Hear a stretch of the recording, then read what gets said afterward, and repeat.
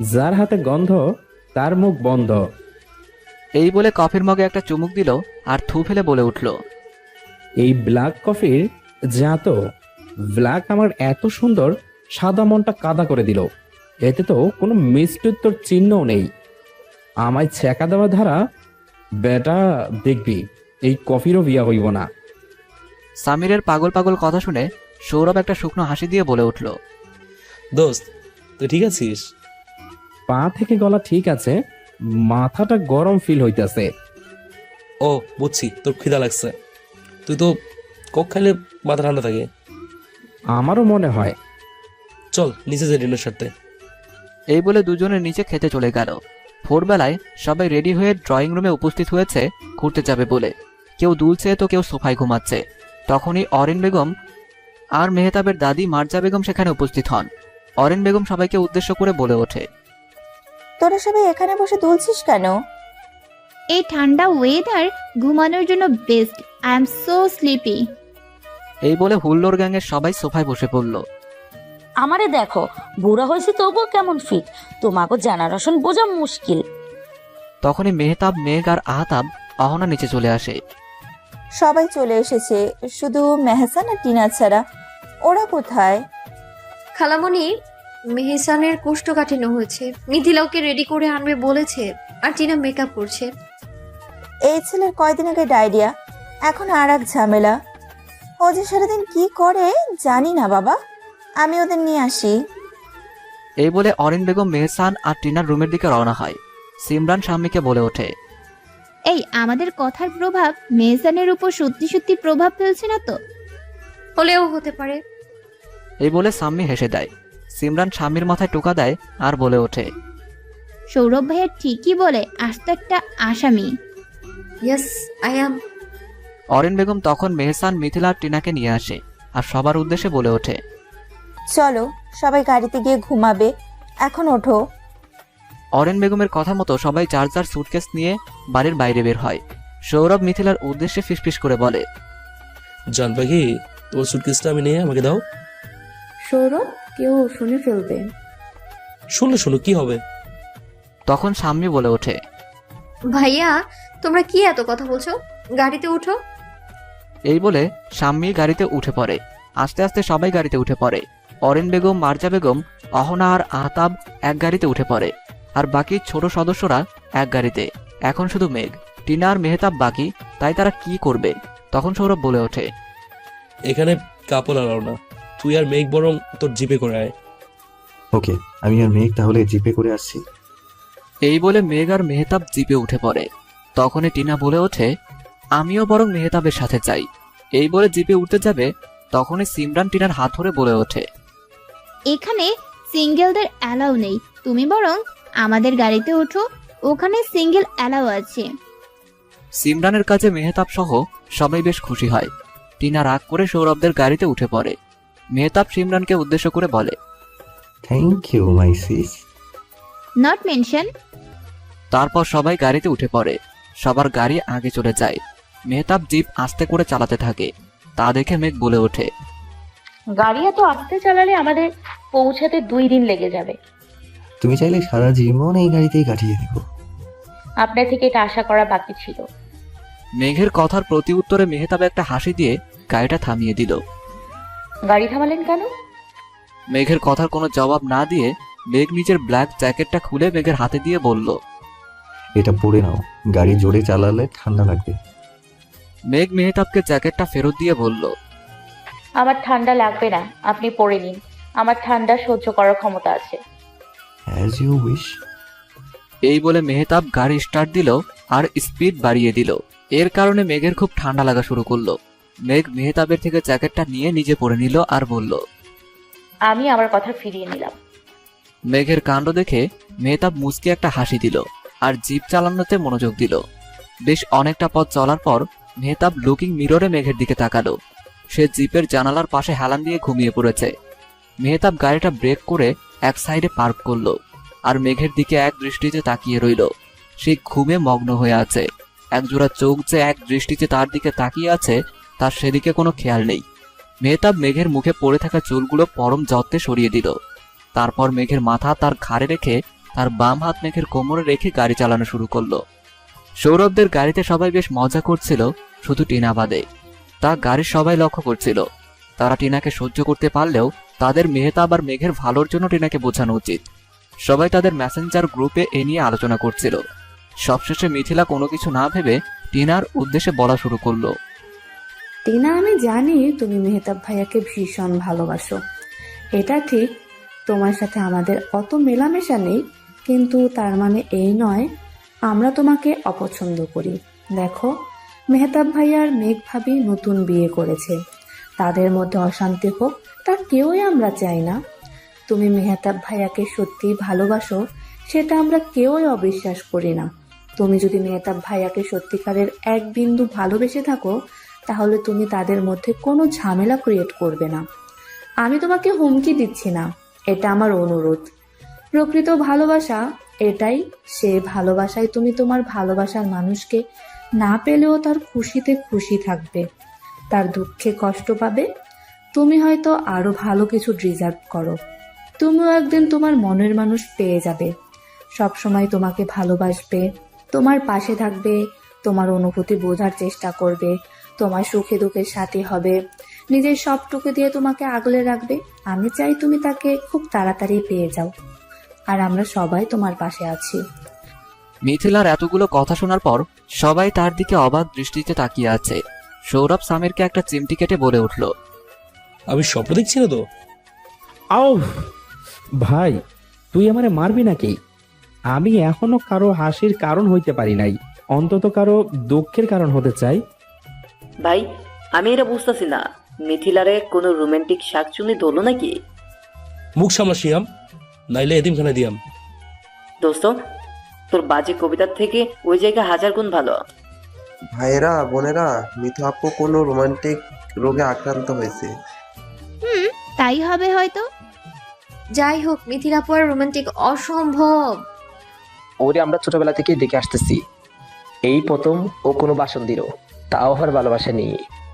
সবাই হাততালি দাও। এই বলে সবাই মিথিলার উদ্দেশ্যে হাততালি দিল। টিনাও মিথিলাকে জড়িয়ে ধরল। টিনা যেমনই হোক, সে মেহতাবকে মন থেকে ভালোবেসেছে। সে এটা মানতে পারেনি, মেহতাবকে সে নিজের করে পাবে না। সে কিছুক্ষণ আগেও মেঘের ক্ষতি চাইতো, কিন্তু মেঘ যদি মেহতাবের জীবনে নাও থাকতো, তবুও মেহতাব তাকে ভালোবাসতো না। ভালোবাসা জোর করে আদায় করা যায় না, ভালোবাসা অর্জন করতে হয়, এটা টিনা বুঝে গেছে। সে আর মেহতাব আর মেঘের মাঝে কাটা হয়ে থাকবে না, তাদের এক করতে হেল্প করবে। এই ভেবে সে একটা প্রশান্তির হাসি দিল আর বলল, থ্যাংক ইউ মিথিলা, আমি আমার বেস্ট দিব মেহতাব আর মেঘকে এক করতে, আই প্রমিস। এই কথা শুনে সবাই টিনার উদ্দেশ্যে হাততালি দিয়ে বলে উঠল, তো হুল্লোর গ্যাংয়ের নিউ মেম্বার টিনা খান। এই বলে সবাই হইচই আনন্দ ফুর্তি করতে করতে গন্তব্যস্থলের উদ্দেশ্যে যাত্রা শুরু করলো। মার্জা বেগমরা গন্তব্যস্থলে পৌঁছে সবার জন্য অপেক্ষা করছিল। আস্তে আস্তে সৌরভ আর মেহতাবদের গাড়ি এসে উপস্থিত হলো। তখনই মেঘের ঘুম ভেঙে গেল। সে নিজের মাথা কারো ঘাড়ে আর কোমরে কারো হাতের স্পর্শ পেতেই এক ঝটকায় উঠে পড়ল। সে কিছু না বলেই গাড়ি থেকে নামার চেষ্টা করতেই মেহতাবের হাত ঘড়ির সাথে তার শাড়ির আঁচল আটকে গেল। সেটা দেখে মেঘ পিছনে মেহতাবের দিকে না তাকিয়েই ছাড়ানোর চেষ্টা করতে লাগলো। তা দেখে মেহতাব মেঘকে উদ্দেশ্য করে বলে উঠল, এত লজ্জার কি আছে? আমি তো শুধু তোমার কোমর টাচ করেছি, তাও আবার শাড়ির উপর দিয়ে। এই কথা পেছন থেকে সৌরভদের গ্যাংরা শুনতে পেল। তারা তড়িঘড়ি করে গাড়ির পেছন থেকে কি হচ্ছে তা বোঝার চেষ্টা করতে লাগলো। মেহতাব তাদের দেখতে পেয়ে বলল, এখানে কোনো রোমান্টিক সিনের শুটিং হচ্ছে না, তোরা সামনে আয়। এই কথা শুনে সবাই না শোনার ভান করে মার্জা বেগমের কাছে চলে গেল। সৌরভ বলে উঠল, কি চোখ রে বাবা! ঠিক পুরো অ্যানাকোন্ডা চোখ। আমি শুনেছি সাপের নাকি চোখ থাকে না। আরে গাধা, আমরা অ্যানাকোন্ডার কথা বলছি, সাপের না। অ্যানাকোন্ডাও সাপ, আর হ্যাঁ, আমি গাধি হতে পারি কিন্তু গাধা না। এই কথা শুনে সৌরভ ঠাট্টা করে বলে উঠল, চলুন গাধিরানি, কৃপা হবে আমার। ঠিক আছে ভাইয়া, আপনাকে ধন্য করে দিই। এই বলে সবাই একজোট হয়ে এক স্থানে জড়ো হলো। মেহতাব আর মেঘও উপস্থিত হলো। মার্জা বেগম সকলকে উদ্দেশ্য করে বলে উঠল, এই হলো তোমাগো দাদুর পৈতৃক ভিটা। কি? কোন দাদি জানি এটা দেখতেছে রিসর্ট? হ, এই জায়গা এখন রিসোর্ট বানাইছে। তোমার দাদু এই জায়গা মেহতাব এর বাবা মানে আমার পোলা নামে কইরা দিছিল। ও এইটা আহতাব মেহতাব আর মেহসানের নামে কইরা দিছে। আমার দাদু ভাইরা এটা এতিম অনাথ পোলাপাইনগো দিয়া দিছে। এই রিসোর্ট থেকে যেই টাকা আয় হয় সব ওই বাচ্চাগুলোর দেওয়া হয়, যাতে ওগো ভবিষ্যৎ সুন্দর হয়। আরেকটা কথা, এই রিসোর্টের ডিজাইন মেহতাব দাদু ভাই করছে। সবাই এই কথা শুনে ভীষণ অবাক হয়, তবে খুশিও হয়। সিমরান বলে ওঠে, দাদা ভাই তোমরা টু গুড অ্যান্ড মেহতাব ভাইয়ার design just wow, I am impressed. সবাই সিমরানের কথা শুনে মেহতাবের উদ্দেশ্যে হাততালি দেয়। তা দেখে মেহতাব বলে ওঠে, ওকে, হয়েছে, অনেক কমপ্লিমেন্ট। Now let's go. মেহতাবের কথায় সবাই সম্মতি জানায় আর ভিতরে ঢুকে পড়ে। বিশাল বড় মেনশনের মতো ডিজাইন। সবাই হা হয়ে দেখতে থাকে। টিনা সৌরভদের বলে ওঠে, সো ওয়ান্ডারফুল, আমি তো আবার মেহতাবের প্রেমে হাবুডুবু খাচ্ছি। টিনার কথা শুনে সবাই রাগে দৃষ্টি নিক্ষেপ করে টিনার দিকে। তা দেখে টিনা মুচকি হেসে বলে ওঠে, আমি তো সাঁতার কাটতেই পারি না, হাবুডুবু খাবার প্রশ্নই আসে না। টিনার কথায় সবাই হেসে দেয়। অন্যদিকে মেঘ তো পুরো মুগ্ধ হয়ে আছে। মেঘ মেহতাবকে উদ্দেশ্য করে বলে ওঠে, আপনি তো খুব গুণী মানুষ। আমি তো আমার চোখ সরাতেই পারছি না এই অদ্ভুত সুন্দর কারুকার্য থেকে। Thanks for your compliment, but আরো খুশি হতাম যদি তুমি এই ডিজাইনকে না বলে আমাকে বলতে। মেঘ মেহতাবের এই কথার প্রতি উত্তরে কিছু বলতে যাবে, তখনই মেহসান সেখানে উপস্থিত হলো। আর মেঘ আর মেহতাবকে উদ্দেশ্য করে বলে উঠল, কি করছো তোমরা? মেহসানকে দেখে দুজনেই চমকে উঠল। আর মেহতাব মেঘের থেকে একটু দূরে সরে দাঁড়ালো আর মেহসানের দিকে অগ্নিদৃষ্টি নিক্ষেপ করে বলে উঠল, আমরা কিছু করি বা না করি তুই নিশ্চয়ই কিছু একটার ব্যাঘাত ঘটিয়েছিস। মেহতাব এই কথা বলে নিজের সানগ্লাসটা খুলে হাতে নিয়ে সেখান থেকে চলে গেল। এবার মেহসান সহ সেখানে উপস্থিত সবাই মেঘের দিকে প্রশ্নসূচক দৃষ্টিতে তাকালো। মেঘ পরিস্থিতি সামাল দিতে একটা মুচকি হাসি দিল আর মেহসানকে বলে উঠল, তো মেহসান, আমার ছোট দেওর, চলো তোমায় রুমে দিয়ে আসি। আমি মোটেও ছোট নই ভাবি, আমার শুধু একটা অভিজ্ঞতা কম, এই আর কি। তাই বুঝি? তখনই হুল্লোর পার্টি সেখানে উপস্থিত হলো আর সিমরান মেঘের উদ্দেশ্যে বলে উঠল, তোমায় দিয়ে আসতে হবে না মেঘ ভাবি, মেহসান আর সৌরভ ভাইয়াদের রুম তো একই, তারা একসাথে যাবে। তুমি বরং মেহতাব ভাইয়ের কাছে যাও, ভাইয়া তো আবার চলে গেল। ঠিক আছে, তাহলে আমি আসছি। তোমরা সবাই ওর রুমে চলে যাও, দেরি করো না। ওকে ভাবি, আমরা তাড়াতাড়ি চলে যাব, তুমি ফ্রিলি যাও ভাই। শাম্মীর কথা শুনে মেঘ সবাইকে বিদায় জানিয়ে নিজের রুমের উদ্দেশ্যে চলে গেল। তখনই হুল্লোর পার্টির সবাই মেহসানের দিকে রাগে দৃষ্টি নিক্ষেপ করলো আর বলে উঠল, তুই শুধরাবি না? হ্যাঁ, কাবাবের মধ্যে হাড্ডি হওয়ার শখ, ঘরের শত্রু বিভীষণ। চিন্তা করো না, শুধরিয়ে যাবো একদিন। শুধরাতে তো আর টাকা লাগে না, আর সেটা ঘর শত্রু মেহসান হবে। কেউ আর মেহসানের কথার প্রতি উত্তরে কিছু বলল না। সবাই জানে গরুকে যতই বলুক অন্যর খ্যাতে না যেতে সে তো যাবেই, বোধ বুদ্ধি কম কিনা। সবাই এই ভেবে মনকে শান্ত করে আর একটা দীর্ঘশ্বাস ফেলে নিজেদের রুমের উদ্দেশ্যে রওনা হলো। মেহতাব রুমে ঢুকেই দেখলো বড় পর্দা দিয়ে বড় বড় জানালাগুলো ঢাকা, তাই সে সেগুলো সরিয়ে দিল যাতে রুমে আলো আসে। তখনই মেঘ রুমে ঢুকলো। সে মেহতাবের দিকে মুগ্ধ দৃষ্টিতে তাকিয়ে রইল। এক চিলতে রোদ পড়েছে মেহতাবের মুখে, তাতে তাকে একদম স্নিগ্ধ লাগছে। অল্পতেই তাকে বেশ সুন্দর লাগে। তখনই মেঘের দৃষ্টি রুমের দিকে গেল। দুজনের রুম, অথচ 10 জনের থাকার মতো জায়গা আছে। মেহতাবদের বাড়ির রুম অবশ্য অনেক বড় ছিল। সে এইসব আর না ভেবে এবার মেহতাবদের দিকে দৃষ্টি নিক্ষেপ করলো আর মেহতাবকে উদ্দেশ্য করে বলে উঠল, আপনি কি রাগ করেছেন কোনো কারণে? কেন, আমায় দেখি কি তোর মনে হচ্ছে আমি রাগ করেছি? মেঘ মনে মনে বিড়বিড় করে বলল, তখন তো রাগে বরফের মতো ফুলে গিয়েছিল। যাই হোক, উনি রাগলেও ওনাকে অনেক সুন্দর লাগে। কিছু যদি বলার থাকে জোরে বলো। মেহতাবের কথায় মেঘের হুঁশ ফিরল। সে একটা ছোট্ট হাসি দিয়ে বলে উঠল, না, তেমন কিছু না। আর মনে মনে আবার বলল, আপনাকে নিয়ে কি সব ভাবছি, ইচ্ছে তো করছে নিজের মাথায় চাটি দিতে। ওকে, তাহলে তোমার মনে মনে কথা বলা শেষ হলে তুমি শাওয়ার সেরে নাও, আমার একটা ইম্পর্টেন্ট কাজ আছে। এই বলে মেহতাব রুম থেকে চলে যাওয়ার সময় আবার কিছু একটা মনে পড়ায় ফিরে এলো আর মেঘকে বলে উঠল, ওয়াশরুম লক করে নিও। এই বলে সে আর সময় নষ্ট না করে রুম থেকে চলে গেল। মেঘ মেহতাবের কথা শুনে একটা স্নিগ্ধকর মিষ্টি হাসি দিয়ে ওয়াশরুমে চলে গেল। অন্যদিকে সৌরভ, রৌফ, সিয়াম আর সামির তাদের রুমে কে ওয়াশরুমে আগে যাবে সেটা নিয়ে ঝগড়া শুরু করে দিয়েছে। সৌরভ ওয়াশরুমের দরজা ধরে দাঁড়িয়ে আছে আর সবাই তাকে সরানোর চেষ্টা করছে। তা দেখে সৌরভ বলে উঠল, ও শুধু আমার আর ওর গায়ে হাত লাগানোর চেষ্টাটুকু যদি যদি তোর মধ্যে কেউ করে ভালো হইব না। হ্যাঁ, একদিকে সৌরভ আর বাকিরা ঝগড়া করছে আর মেহসান আর সৌম্য সোফায় বসে মজা দেখছে আর বাজি ধরছে। সৌম্য মেহসানকে উদ্দেশ্য করে বলে উঠল, তোর কি মনে হয় কে জিতবে? মেহসান একটা হাই তুলে বলে উঠল, সৌরভ ভাইয়ার উপরে 20 টাকা, তৌফিক ভাইয়ের উপরে 50 টাকা, সিএম ভাইয়ের উপরে 15 টাকা আর শামির ভাইয়ের উপরে 2 টাকা। এই কথা সৌরভদের কানে যেতে দেরি, কিন্তু তাদের অগ্নিদৃষ্টি মেহসানের উপর পড়তে দেরি নেই। মেহসানকে তারা চারজন যেন চোখ দিয়ে পুড়িয়ে ফেলছে।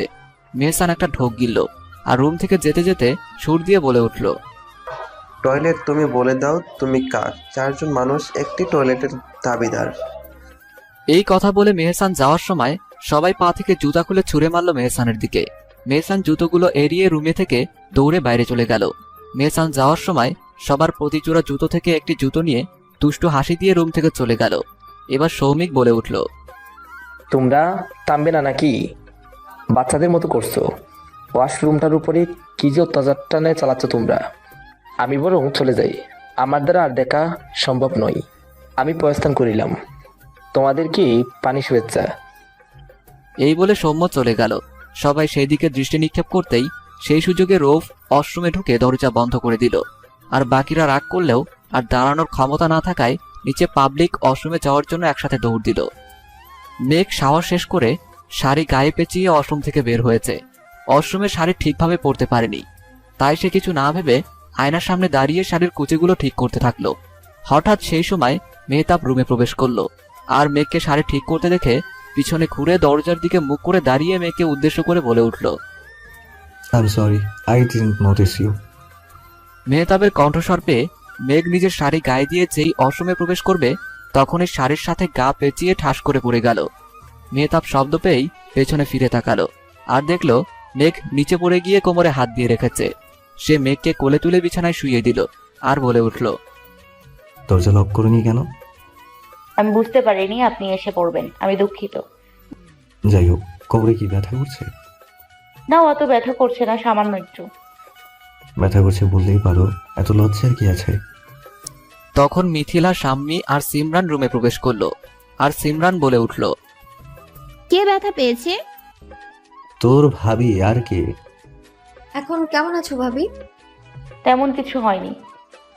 আমার রুমে একটা ক্রিম আছে, কোমরের ব্যথা এক ঝটকায় শেষ করে দিবে। আমি এনে দিচ্ছি, ভাইয়া লাগিয়ে দিবে, ঠিক আছে? এই বলে তারা মেহতাব আর মেঘকে কিছু বলার সুযোগ না দিয়ে তাড়াতাড়ি রুম থেকে চলে এলো। আর শাম্মী বলে উঠল, ভাইয়া ভাবির কোমরে ক্রিম লাগিয়ে দিবে, হাউ রোমান্টিক, ভাবতেও লজ্জা লজ্জা লাগছে। শাম্মীর এমন কথাবার্তায় সিমরান আর মিথিলা হেসে দেয় আর মিথিলা বলে ওঠে, আমার হবুদুল্লা ভাইকে বলবো যাতে তোর কোমর সহ হাঁটুতেও মলম লাগিয়ে দেয়। বুদ্ধি তো সব হাঁটুর তলায় এসে পড়েছে, খালি উল্টাপাল্টা কথা, গাধা একটা। শাম্মী মিথিলার কথার প্রতি উত্তরে রাগ নিয়ে বলে উঠল, গাধি হতে পারি তবে গাধা নই। তোকে নিয়ে আর পারা যাবে না, ঠিকই বলেছিস, কিন্তু তোর সাথে তুলনা করা মানেই তো গাধার স্ত্রীকে অপমান করা। গাধি মানে গাধার স্ত্রী, বেশ বলেছিস আপু। চুপ থাক সিমরান। এইসব বলে তারা ক্রিম আনতে রুমে চলে যায়। অন্যদিকে সিয়াম, সৌরভ আর সামির তাদের কাজ সেরে ওয়াশরুম থেকে বের হতেই সবাই তাদের পায়ের দিকে তাকিয়ে মুখ চেপে হাসতে থাকে। এতে তাদের বেশ অদ্ভুত লাগে। তারা তাদের পায়ের দিকে লক্ষ্য করতেই দেখে তাদের পায়ে জুতা নেই। তাদের খেয়ালই ছিল না। সবার এমন হাসি মজা দেখে সৌরভ মডেলদের মতো ক্যাট ওয়াক করে হেঁটে সামনে যেতে থাকে। তা দেখে সিয়াম বলে ওঠে, তুই আবার নিজের লিঙ্গ পরিবর্তন করতে চাস নাকি? নিউ ট্রেন্ড হয়ে যাবে, মানুষ যা দেখে তাকেই ট্রেন্ড মনে করে। সম্মান রাখতে চাইলে অনুসরণ কর। তখনই কিছু মেয়ে সামিরের দিকে এগিয়ে আসে আর একটা মেয়ে সামিরকে উদ্দেশ্য করে বলে ওঠে, ভাইয়া ওয়াশরুম যাতে নোংরা না হয় তাই জুতা পরেননি নাকি? না বোন, আজ শহীদ দিবস পালন হচ্ছিল টয়লেটে, তাই আর কি সম্মান প্রদর্শন করেছিলাম খালি পায়ে ঢোকে। তোমরা চাইলে যেতেই পারো, আমরা কিছু মনে করব না। সামিরের কথায় মেয়েগুলো নিজেদের দিকে চাওয়াচাওয়ি করে কিছুক্ষণ অবাক দৃষ্টিতে তাকিয়ে থাকে। তারা এই উত্তরের জন্য একদমই প্রস্তুত ছিল না। তাদেরকে মুরগি বানিয়ে দিল। ততক্ষণে সামির আর সিয়াম দুজনেই সৌরভকে নিয়ে সেখান থেকে চলে আসে। মিথিলা, সাম্মি আর সিমরান একজন স্টাফকে দিয়ে কোমরের মলমটা পাঠিয়ে দেয়। তা দেখে সাম্মি বলে ওঠে, আপু আমরা দিলে কি হতো? কি আর হতো, ভাইয়া আমাদের বলতো ভাবিকে দিয়ে দিতে। ও তাহলে চল গিয়ে বাকি সিনটুকু দেখে আসি। সাম্মির কথা শুনে মিথিলা ওদের দুজনকে বলে ওঠে, নো, এইরকম হবে না, চল নিচে যাই। এই বলে সাম্মি আর সিমরানকে টেনে নিচে নিয়ে যায় মিথিলা। এতে অবশ্য তারা রাগ করেছিল, কিন্তু মেহতাবদের একান্ত টাইম স্পেন্ড করা উচিত এই ভেবে তারাও চলে আসে। অন্যদিকে মেহতাব ক্রিমটা হাতে নিয়ে মেঘের কোমরে লাগাতেই মেঘের দিকে তাকাতেই বুঝতে পারল মেঘের বেশ অস্বস্তি হচ্ছে। মেহতাবের প্রতিটা স্পর্শে মেঘ কেঁপে কেঁপে উঠছে। তা দেখে মেঘকে উদ্দেশ্য করে মেহতাব বলে উঠল, তোমার কি অসুবিধা হচ্ছে নাকি? একটু অদ্ভুত লাগছে, জানি না কেন। তুমি আবার ভালোবেসে ফেললে নাকি আমাকে? তখনই মেহসান রুমের ভিতরে প্রবেশ করলো। মেহসান পরিস্থিতি দেখে বুঝতে পারলো সে আবার ভুল টাইমে এন্ট্রি করেছে। ওকে, ভালো করে লাগিয়ে দিয়েছি। আর তোমার জন্য এখানে খাবার নিয়ে আসছি। না, আমি যেতে পারবো, আপনি শাওয়ার নিয়ে নিন। Are you sure? মেঘের কথা শেষে মেহতাব একটা টাওয়াল নিয়ে ওয়াশরুমে ঢুকতে ঢুকতে মেহসানকে বলল, মিথিলাদের বলে দিবি মেঘকে নিয়ে নিচে যেতে, আর সৌরভদের আবার রুমে পাঠিয়ে দিস। মেহসান মাথা নাড়িয়ে হ্যাঁসূচক উত্তর দিল। মেহতাব আর সময় নষ্ট না করে ওয়াশরুমে ঢুকে দরজা বন্ধ করে দিল। তখনই রুমে হুল্লোড় পার্টির সবাই প্রবেশ করে। একসাথে ঢুকতে গিয়ে সৌরভ পড়ে যেতে নিলেই মিথিলা সৌরভের কোমর ধরে ফেলে। সেখানে মুহূর্তেই রোমান্টিক পরিবেশ সৃষ্টি হয়ে যায়। সৌরভ মিথিলার দিকে তাকিয়ে আছে, আর মিথিলা সৌরভের দিকে। তাদেরকে সবাই এক দৃষ্টিতে তাকিয়ে থাকে তাদের দিকে। তাদের নীরবতা ভেঙে সিয়াম বলে ওঠে, এমন ভাবে তাকিয়ে আছিস দুজনে যেন এখানে রোমান্টিক শুটিং চলছে। কিন্তু ডিরেক্টর ভুলেও নায়ককে নায়িকার চরিত্রে দিয়ে দিয়েছে, আর নায়িকাকে নায়কর চরিত্রে। স্ক্রিপ্ট লেখার সময় বানান বেশ ভুল হয়েছে, দেখেই বোঝা যাচ্ছে। সিয়ামের কথায় সকলে হেসে সহমত জানায়। সিমরান বলে ওঠে, ডান চোখটা লাফাচ্ছে, আজ কিছু হবে তো। সবার এমন কথাবার্তায় সৌরভ আর মিথিলা ভরকে যায়। নিজেদের ধাতস্থ করে সৌরভ সকলের উদ্দেশ্যে বলে ওঠে, জনগণ পরিবেশকে এভাবে দূষণ কেন করিতেছো তোমাদের ময়লা কথাবার্তা দ্বারা? হ্যাঁ, এখানে ময়লা কথা বলা নিষিদ্ধ। দোস্ত, ময়লা আবার কথাবার্তা হয় নাকি? রৌফের কথায় সবাই একটু হাসাহাসি করে। সবার নজর হঠাৎ মেঘের দিকে যায়। মেঘ তাদের কথাবার্তায় হাসছে, তা দেখে সবাই একটু লজ্জা পায়। তখনই সাম্মি বলে ওঠে, ভাবি মলম লাগিয়েছো, এখন কেমন লাগছে? ভালো, কোমরের ব্যথা একটু নেই। তা শুনে বাকিরা একসাথে জিজ্ঞেস করে উঠল, কোমরে ব্যথা পেয়েছি মেঘ ভাবি? সাম্মি হাসিচোখ মাথা নাড়ল। ঘাবড়ানোর কারণ নেই, তেমন কিছু হয়নি। তোমাদের কথাবার্তা সব ব্যথা ভুলিয়ে দিয়েছে। এতে সবাই আরেক দফা লজ্জা পেল। তারা সবাই কিছুক্ষণ এইসব নিয়ে কথা বলে নিচে চলে গেল। সৌরভ আর তার বাকি বন্ধুরা মেহতাবের আসার জন্য সোফাতে বসে অপেক্ষা করতে লাগলো। মেহতাব তখনই একটা কালো রঙের শার্ট আর প্যান্ট পরে বের হলো ওয়াশরুম থেকে। সৌরভদের দেখতে পেয়ে বলল, কাল ফিরে যাচ্ছি আমরা। হঠাৎ ফিরে যাবার কথা শুনে সবাই একসাথে বিষম খেয়ে উঠল। সৌরভ বলে উঠল, কালকেই যেতে হবে। তারা সবাই মেহতাব আর মেঘকে সেটেল করার মিশন সম্পূর্ণ করে যাবে, তাই তারা যাওয়ার জন্য বেশ আগ্রহ দেখায় না। আর মেহতাব চলে গেলে সেটাই তো সম্ভব নয়। তাই রৌফ চোখের ইশারায় সবাইকে তার কথায় হ্যাঁ মিলাতে বলে দেয়। সবার তার ইঙ্গিত বুঝতে কষ্ট হয় না। মেহতাব তাদের ফিসফিস করতে দেখে বলে ওঠে, তোরা এমন বিহেভ কেন করছিস? কি করি দোস্ত, কালকে যাইতে হইব, তাহলে ভাবি সারপ্রাইজ ডিনারে কি হইব? এই বলে রৌফ সিয়ামকে ধরে কান্না করতে থাকে। রৌফের কথা শুনে মেহতাব সহ উপস্থিত সকলে বেশ অবাক হয়। রৌফ, সৌরভ আর বাকিদের দিকে চোখ মারে। সবাই তার প্ল্যান বুঝতে পারে। কাদের সারপ্রাইজ ডিনার? কার আবার? তোর আর মেঘের। মেঘ তোকে সারপ্রাইজ দেবে, তাই আমাদের বলতে নিষেধ করেছে, তাই বলিনি। মেহতাব এই কথা শুনে বেশ অবাক হয়, কিন্তু নিজেকে ধাতস্থ করে বলে, মেঘ কখনোই না, it's impossible, I don't believe. তোকে দেখি বোঝা যাচ্ছে মনে তো পক্ষণ ফুটছে। যাই হোক, I am not interested. Sourav আর সামির তা দেখে নিজেরা মেহতাব আর মেঘ সাজে আর তাদের অভিনয় করতে শুরু করে। সৌরভ সামিরকে বলে ওঠে, মেঘ, তোমার সেই এক চিলতে হাসি আমাকে তোমার দিকে আকৃষ্ট করে। কিন্তু আমরা তো নিজেদের ফিলিংস বুঝতেই পারি না, আমাদের প্রজন্ম আসবে কি করে? মেহতাব তাদের এইসব কথা শুনে বেশ বিরক্ত হয়। বিরক্ত সহিত সোফা থেকে একটা বালিশ ছুঁড়ে মারে তাদের দিকে। সিয়াম বালিশটাকে আদর করে সামিরের কোলে দিয়ে বলে, এই নিন আপনাদের প্রজন্ম, যা 2080 সালে জন্মেছে। ফিলিংস বুঝতে দেরি হয়ে গেল কিনা? সিয়ামের এমন কথাবার্তায় উপস্থিত সবাই উচ্চস্বরে হেসে দিল। মেহতাব রাগ দেখিয়ে বলে উঠল, ওভার অ্যাক্টিং বন্ধ কর, আমি গেলাম, বাই। এই বলে মেহতাব রুম থেকে চলে গেল। আর সিয়াম বালিশটা নিয়ে পেছনে আসতে আসতে বলল, আপনার প্রজন্ম নিয়ে যান। সকলে লাঞ্চ করার জন্য এসে পড়েছে।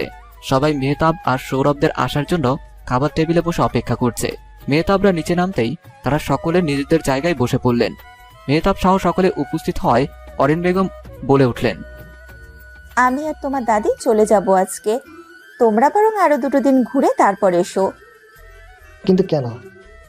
তেমন কোনো কারণ নেই, তোমার দাদির শরীরটা ভালো নেই। তোমাদের চিন্তা করতে হবে না, আমরা যেতে পারবো। আমি তোমাদের গিয়ে দিয়ে আসবো। তার কোনো প্রয়োজন নেই দাদু ভাই, আমরা চলে যাব, আর ড্রাইভার তো আছেই। কিন্তু কোনো কিন্তু নাই, সবাই খাওয়া শুরু করো। অরিন বেগমের কথায় কেউ আর দ্বিরুক্তি করে না। সবাই খাওয়া দাওয়া শেষ করে অরিন বেগমদের এগিয়ে দিয়ে আসে। অরিন বেগমরা গাড়িতে করে সেখান থেকে চলে যান। সবাই আবার রিসোর্টে ফিরে আসে। রিসোর্টে ফিরতেই আহতাব আর অহনা সেখান থেকে অন্যদিকে ঘুরতে চলে যায়।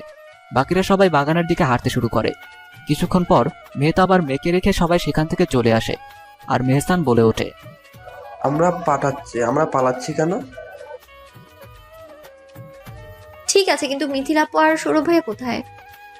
সাম্মির কথায় সবাই চারিদিকে তাকায়, কিন্তু মিথিলা আর সৌরভকে তারা দেখতে পায় না। এতে সবার বেশ খটকা লাগে। গেল কই ওরা? চল সবাই খুঁজে দেখি। খোঁজার কোনো প্রয়োজন নেই, আশেপাশেই হবে হয়তো। সামিরের কথায় সবাই সামিরকে চেপে ধরে। সিমরান বলে ওঠে, কিছু তো লুকাচ্ছে, সত্যি সত্যি বলো সামির ভাইয়া। তুমি জানো আমি জানি। না বলতে তোর বিয়া হইব না। ওই যে আসতেছে। সামিরের কথায় সবাই সামনে তাকায়। সৌরভ আর মিথিলা এসে পড়েছে। তা দেখে কেউ আর প্রশ্ন তোলে না। উফ, ঠিক টাইম মতো আইসস, নাইলে ওরা বিয়ার আগেই বিধবা বানাইয়া দিত। তোরা ঢং করতে হইব না। চল সবাই। কিন্তু কোথায়? ডিনার পার্টির জন্য। তোমরা আবার আমাদের বাদ দিয়ে কিছু করেছো তাই না? বেশি কিছু না, তোকে আমি বুঝাইতেছি। মেহতাব আর মেঘ পিছনে ফিরে দেখে কেউ নেই। তাদের বুঝতে বাকি থাকে না তারা সবাই কেন চলে গেছে। মেহতাব মেঘকে নিয়ে সামনের একটা নির্জন স্থানে বসে পড়ে। মেহতাব নীরবতা ভেঙে বলে ওঠে, মেঘ, আমি কালকে লন্ডন ব্যাক করছি। মেহতাব হঠাৎ এমন কথা বলায় মেঘ বেশ হকচকিয়ে যায়। নিজেকে ধাতস্থ করে বলে ওঠে, কালকেই ফিরতে হবে? আর্জেন্ট। অনেকদিন হয়ে গেছে বিজনেস ম্যানেজমেন্টের দায়িত্বে যাদের নিয়োজিত করেছি তাদের উপর আর প্রেশার ক্রিয়েট করতে চাই না। সো কি করবো বলো? প্রবলেম নেই, তোমার জন্য একটা গিফট রেখে যাব, যাতে আমার অনুপস্থিতি তোমায় কিছুটা ভুলিয়ে দেয়। আফটার অল আমি তোমার হাজব্যান্ড, আমি তো মনে পড়বেই। মেঘ মেহতাবের থেকে চোখ সরিয়ে নেয়। তার কথার প্রতি উত্তরে কিছু বলে না সে যে তাকে মিস করবে সেটা কিছুটা হলেও সে নিজেও অনুভব করতে পারছে। নিজের অধিকার খাটিয়ে বলার মতো অনুভূতি এখনো তাদের মধ্যে সৃষ্টি হয়নি। সৌরভরা মিলে সবাই প্ল্যান এঁটে ফেলে। প্ল্যান মোতাবেক মেয়েরা এক দল আর ছেলেরা অন্য দলে ভাগ হয়ে যায়। সৌরভরা মেহতাবের কাছে আর মেয়েরা মেঘের কাছে এসে হাজির হয়। আর মেহসানকে আহতাব আর অহনার কাছে ডিনার পার্টির জন্য জায়গা বুক করতে পাঠিয়ে দেয়। আহতাবদের আগেই বলে রেখেছে সৌরভ। সাম্মি মেঘকে নিয়ে হাঁটতে হাঁটতে বলে ওঠে, ভাবি চলো আমরা একটু ওই দিকটা ঘুরে আসি। কিন্তু কোনো কিন্তু নয়, আমরা ননদ আর ভাবি একটু আলাদা টাইম স্পেন্ড করবো, চলো। মেঘ আর আপত্তি জানায় না। মেয়েরা মিলে অন্যদিকে চলে যায়। আর সৌরভরা মেহতাবকে নিয়ে তার বিপরীত দিকে চলে যায়। দোস্ত, আজকে রাতে মেঘ আর তোর জন্য একটা সারপ্রাইজ আসছে। আসলে তখন বললাম না মেঘ সারপ্রাইজ দেবো, ওইটা আসলে সত্যি ছিল না। কিন্তু দোস্ত, তোদের আমরা ভালো চাই, সো প্লিজ আমাদের গিফটটা নাকচ করিস না। সৌরভের সাথে আমরা সকলে সহমত। সিয়ামের কথায় সবাই মাথা নাড়িয়ে হ্যাঁসূচক উত্তর দেয়। মেহতাব আন্দাজ তো করেছিল, তাই তাদের একটু সাহায্য করার জন্য মেহতাব একটু ভেবে বলে ওঠে, আই হ্যাভ ওয়ান কন্ডিশন। যদি তোরা আমার শর্তে রাজি হতে পারিস অ্যান্ড আমার শর্ত পূরণ করিস, তাহলে ভেবে দেখবো যে আমি তোদের গিফট অ্যাকসেপ্ট করবো কি না। সবাই একটু ভেবে রাজি হয়ে যায়। মেহতাব আবার বলে ওঠে, এখান থেকে তোদের মধ্যে একজন কোনো মেয়েকে ইমপ্রেস করতে পারলেই হবে, সিম্পল। মেহতাবের কথায় সবাই আর না করতে পারে না। তারা জানে মেহতাব তাদের ঘায়েল করার চেষ্টা করছে। সৌরভ বলে ওঠে, মেহতাব, বুনো শিয়াল হলে আমরা বাঘা কুমির। প্লিজ কুমিরগুলোকে তোদের সাথে তুলনা করে অপমান করিস না, আই রিকোয়েস্ট। সবাই ডোন্ট কেয়ার একটা ভাব নিয়ে হাত পা এদিক ওদিক সরিয়ে ব্যায়াম করতে থাকে। একটা দীর্ঘশ্বাস নিয়ে সেখান থেকে টপস আর জিন্স পরা অনেকগুলো মেয়ের সামনে দাঁড়ায়। রোপ চুল স্পাইক করতে করতে কবিতার ছন্দে বলে ওঠে, আমার বাবা ছিল বড় গোপ, নাম আমার রোপ। রৌফের কথা শুনে একটা মেয়ে বলে ওঠে, আপনার গোপ নেই কেন তাহলে? সৌরভ রৌফকে ঠেলে সরিয়ে দিয়ে বলে ওঠে, বাবা মা করতো আমায় নিয়ে গৌরব, নাম আমার সৌরভ। সৌরভের কথা শুনে আর একটা মেয়ে বলে ওঠে, কেন সৌরভ ভাইয়া করতে বললেন? কেন এখন কেউ আর গৌরব করে না? রৌফ সিয়াম সামির ভাইয়া নাম শুনে হেসে বলে, ভাইয়া টিকিটের ম্যাচ শেষ, সাইড প্লিজ। সামির সৌরভ আর রৌফের সামনে এসে বলে, আমি ছিলাম আগের জন্মের, আমির নাম আমার স্বামীর। সিয়াম সৌরভ রৌফ ঠাট্টার স্বরে হেসে বলে ওঠে, গরিবের আমির এবার শেষ, পালা সিয়ামের। সিয়াম বলে ওঠে, ওগুলো এতিমখানায় দিলাম, নাম আমার সিয়াব। আর একটা মেয়ে হেসে বলে ওঠে, ধন্যবাদ আপনাদের।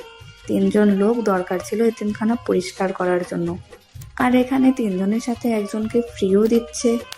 মেয়েগুলো তাদের ইজ্জতের তান্দুরি বানিয়ে দিয়েছে, তার তাদের বুঝতে বাকি নেই। সবাই তাদের দিকে তাকিয়ে হাসাহাসি করছে। সিয়াম বলে উঠল, আমি বাংলাতে একটু কাঁচা, তাই বানানোর বেশ ভুল হয়। সবাই একসাথে গোল টেবিলে বসে আছে। সিয়াম রৌফ সামির মুখ কালো করে বসে আছে। তাদের হজম করতে কষ্ট হচ্ছে মেয়েগুলো তাদের ইজ্জতে আলপিন ফুটিয়েছে, তাও আবার আধুনিক পদ্ধতিতে। সৌরভের সেদিকে ভ্রুক্ষেপ নেই, সে বিন্দাসভাবে বসে কফি খাচ্ছে। মেঘ, মেহতাব, আতাব আর অহনা চেয়ারে বসে আছে, তাদের দিকেই তাকিয়ে আছে। মেহসানের ধ্যান ফোনে, সে ফোনে গেমস খেলছে। মিথিলা, সাম্মি, সৌম্য আর সিমরান দাঁড়িয়ে সামিরদের দিকে তাকিয়ে আছে। নীরবতা ভেঙে সামি বলে উঠল, হজম করতে কষ্ট হচ্ছে নাকি? হজমের গুলি এনে দিই? কচু গাছ এনে দে, ফাঁস দিয়ে মুড়া যাই। দোস্ত আমার তো সন্দেহ হচ্ছে, আমি কি আমার আব্বা আম্মা ছেলে না? যদি হই তাহলে আমার আব্বার মতো গোপ কই? কথা সত্য। ভালো মানুষদের কদর নাই। কেমন ছেঁকা ছেঁকা গন্ধ পাচ্ছি। চুপ থাক, নইলে তোর একদিন কি আমাকে 365 দিন। ছ্যাঁকা ছ্যাঁকা লাগে, লাগে অন্তরে। দোস্ত তুইও এই রাজাকারিনীদের দলে যোগ দিলি? ভাইয়া মুখ সামলাও, নইলে বিয়ে করার আগে বিধবা হয়ে যাবে তোমার স্ত্রী। ভাই আর বোন একরকম, পুরাই টাসকি মার্কা। তোরা থামবি? শুধু আজে বাজে কথা। চল দোস্ত, উপরে গিয়ে ঠান্ডা বাতাসকে ঝাক্কাস হয়ে আসি। প্ল্যান তো করতে হবে নাকি? চল। হুল্লোর পার্টির সবাই সৌরভকে ফলো করে উপরে চলে গেল। আতাব আর অহনা নিজের রুমের উদ্দেশ্যে, আর মেঘ আর মেহতাব নিজের রুমের উদ্দেশ্যে চলে গেল। মেঘ আর মেহতাব রুমে ঢুকতেই অবাক হয়ে গেল। খুব সুন্দর করে রুমের ডেকোরেশন করা হয়েছে, বারান্দায় সুন্দর করে ডিনারের ব্যবস্থা করা। তারা বিছানায় 2টো প্যাকেটও দেখতে পেল। একটা প্যাকেটের উপর মেঘের নাম, আরেকটা প্যাকেটের উপর মেহতাবের নাম। প্যাকেট খুলতেই তারা আরেক দফা অবাক হলো। মেঘের প্যাকেটে খুব সুন্দর একটা রেড আর ব্ল্যাক কম্বিনেশনের শাড়ি, আর মেহতাবের প্যাকেটে ব্ল্যাক ব্লেজার, প্যান্ট আর রেড শার্ট। তাদের বুঝতে বাকি নেই এইসব চক্রান্ত কাদের। মেহতাব বলে উঠল, ওরা এত পরিশ্রম করে যেহেতু এসব করেছে, আমাদের ওদের পরিশ্রমের মান রাখা উচিত নয় কি? মেঘ মেহতাবের কথায় সম্মতি জানালো। মেহতাব ওয়াশরুমে ঢুকতে ঢুকতে বলল, আমি রেডি হচ্ছি, তোমার শাড়ি চেঞ্জ করা হয়ে গেলে ডোর লক করো। ঠিক আছে। এই বলে মেহতাব ওয়াশরুমে ঢুকে পড়ল, আর মেঘ রুমে শাড়ি চেঞ্জ করতে লাগলো। শাড়ি চেঞ্জ করে মেঘ মেকআপ করতে বসে পড়ল। সে বেশি গর্জিয়াস মেকআপ করতে পছন্দ করে না। সে চোখে হালকা কাজল আর ঠোঁটে গাঢ় করে লাল রঙের লিপস্টিক লাগিয়েছে, তাতেই যেন তাকে ভীষণ সুন্দর লাগছে। মেঘ রেডি হয়ে ওয়াশরুমে নক করে দিল। কিছুক্ষণ পর মেহতাব ওয়াশরুম থেকে বের হলো। বের হতেই মেঘের দিকে চোখ পড়ল। সে পা থেকে মাথা অবধি স্ক্যান করলো মেঘকে। তাকে এত অল্প সাজে কোনো পরী থেকে কম লাগছে না। চোখ ফেরানো দায়। মেহতাবকে এভাবে তাকিয়ে থাকতে দেখে মেঘ মেহতাবের দিকে একটা তুড়ি মারল। মেহতাবের হুঁশ ফিরতেই সে ভীষণ লজ্জা পেল। ব্লেজার পরতে পরতে মেহতাব বলে উঠল, ইউ আর লুকিং বিউটিফুল। ধন্যবাদ, আপনাকে অনেক সুন্দর লাগছে। মেঘের কথায় মেহতাব ছোট্ট একটা হাসি দিল। আর তারা দুজনেই একসাথে বারান্দায় প্রবেশ করলো। খুব সুন্দর করে গোল টেবিল সাজানো হয়েছে, টেবিলের চারপাশে বেলুন ভর্তি। মেহতাব একটা চেয়ার টেনে মেঘকে বসিয়ে দিয়ে নিজেও বসে পড়ল। টেবিলে অনেক রকমের খাবার সুন্দর করে সাজানো হয়েছে। তারা হালকা খাবার নিয়ে দুজনেই কিছু কথা বলে খেতে লাগলো। অন্যদিকে সৌরভ, সিয়াম, সামির, রোফ, মেহসান, সৌম্য আর মিথিলারা ঝোপঝাড়ে দাঁড়িয়ে দূরবীন দিয়ে মেহতাব আর মেঘকে দেখার চেষ্টা চালিয়ে যাচ্ছে। সৌরভ বলে উঠল, বাহ, মেঘ আর মেহতাবকে অনেক সুন্দর লাগছে। সত্যি অনেক সুন্দর। তারা খাচ্ছে পোলাও, বিরিয়ানি, কুরমা, আর আমি খাচ্ছি মশার কামড়। ওহ মা! চুপ থাক, তোর কবিতার চেয়ে নর্দমার ময়লাগুলো বেশি সুন্দর। খাঁটি কথা শুনতো ভালো লাগে। তাহলে বিয়ের পর ওই ওই নর্দমান বাসর ঘর সাজিয়ে দিব ওকে।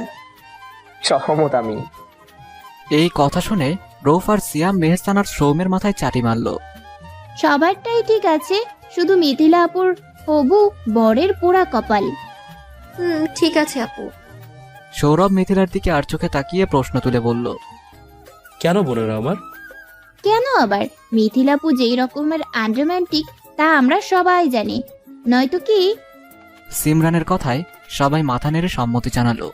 সৌরভ বলে উঠল, ঠিক। বেচারা জামাইটার কথা ভাবলে আমার বুকটার ভিতর ধুকপুক ধুকপুক করে। ভাইয়া, আপনাকে এত ভাবতে হবে না। আমার জামাই তো রোমান্টিকের বাজার, সে আমায় শিখিয়ে দিবে। তাই নাকি? হ্যাঁ, তুমি কেন লজ্জা পাচ্ছ? মিথিলা আপু তো তার হবু জামাইয়ের কথা বলেছে, তোমার না। ঠিক বললাম কি না? সবাই সাম্মির কথায় একমত পোষণ করলো। সামির পরিস্থিতি বেগতিক দেখে বলে উঠল, থাম সবাই, এই জায়গা থেকে ওগো কথা ভালো কইরা শোনা যাইতেছে না, ওপরে গিয়া কান পাইতা শুনতে হইব, চল। সামিরের কথায় কেউ আর কথা বাড়ালো না। সবাই সামিরের পিছু পিছু উপরে চলে গেল। রুমের সামনে আসতেই তারা রীতিমতো অবাক। সেখানে আগে থেকেই অহনা আর আহতাব কান পেতে দাঁড়িয়ে আছে। তা দেখে কেউ আর হাসি থামাতে পারল না। সবাই একসাথে উচ্চস্বরে হেসে ফেলল। হাসির শব্দ শুনে আহতাব আর অহনা চমকে উঠল। উফ, তোরা তো আমাকে ভয় পাইয়ে দিলি। আজকের তাজা খবর, নতুন দম্পতির ঘরে কান পেতে কথা শুনছে আরেক নতুন দম্পতি। এরকম আরো নিউজ পেতে চোখ রাখুন অসময় টিভিতে।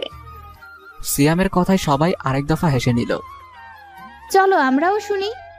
সিমরানের কথা মতো সবাই সিরিয়ালভাবে কথা শুনতে আহতাব আর অহনার পিছে দাঁড়িয়ে পড়ল।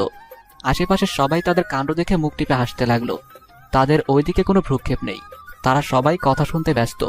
অন্যদিকে হালকা খাওয়া দাওয়া শেষ করে মেঘ আর মেহতাব দোলনায় বসে আকাশের দিকে তাকিয়ে আছে। মেহতাব মেঘের দিকে তাকিয়ে লক্ষ্য করলো তার ঠান্ডা লাগছে, তাই সে তার ব্লেজার খুলে মেঘকে পরিয়ে দিল আর বলল, এখন ঠান্ডা লাগছে? কিছুক্ষণ পর মেহতাব মেঘের দিকে একটা প্যাকেট এগিয়ে দিল।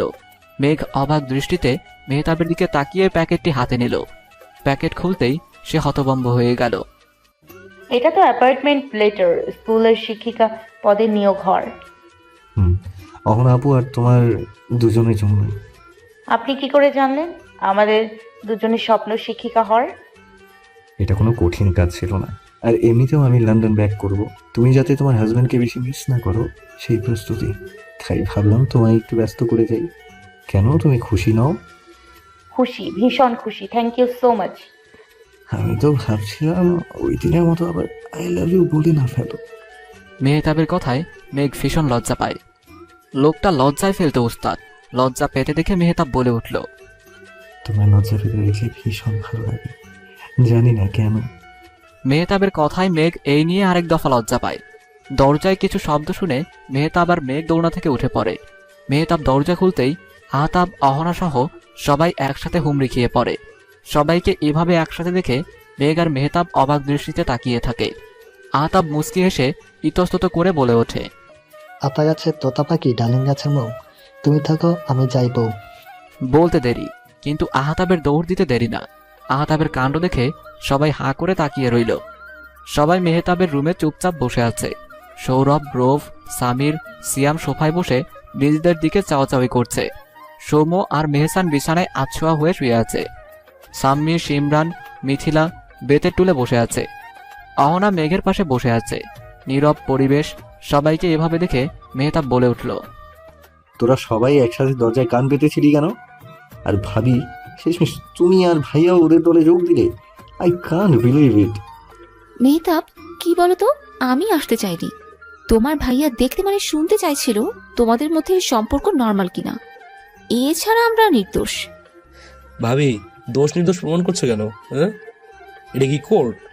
কারো ঘরে কান পাইতে কথা শোনা কোনো দণ্ডনীয় অপরাধ থরি? সৌরভ কথা শেষে মেহতাবের দিকে তাকাতেই মেহতাবের দৃষ্টি দেখে চুপসে গেল। রূপ বলে উঠল, আসল কথা আমরা বেশি কিছু শুনি নাই দোস্ত। আজকে সবার কানের নেটওয়ার্কে প্রবলেম ছিল। এই রিসোর্টে খুব দুর্বল নেট দেয়, শুনতে পাই নাই। দরজাগুলো ভালো মানের। এই রিসোর্টের মালিকের নাম কেস করা হচ্ছে।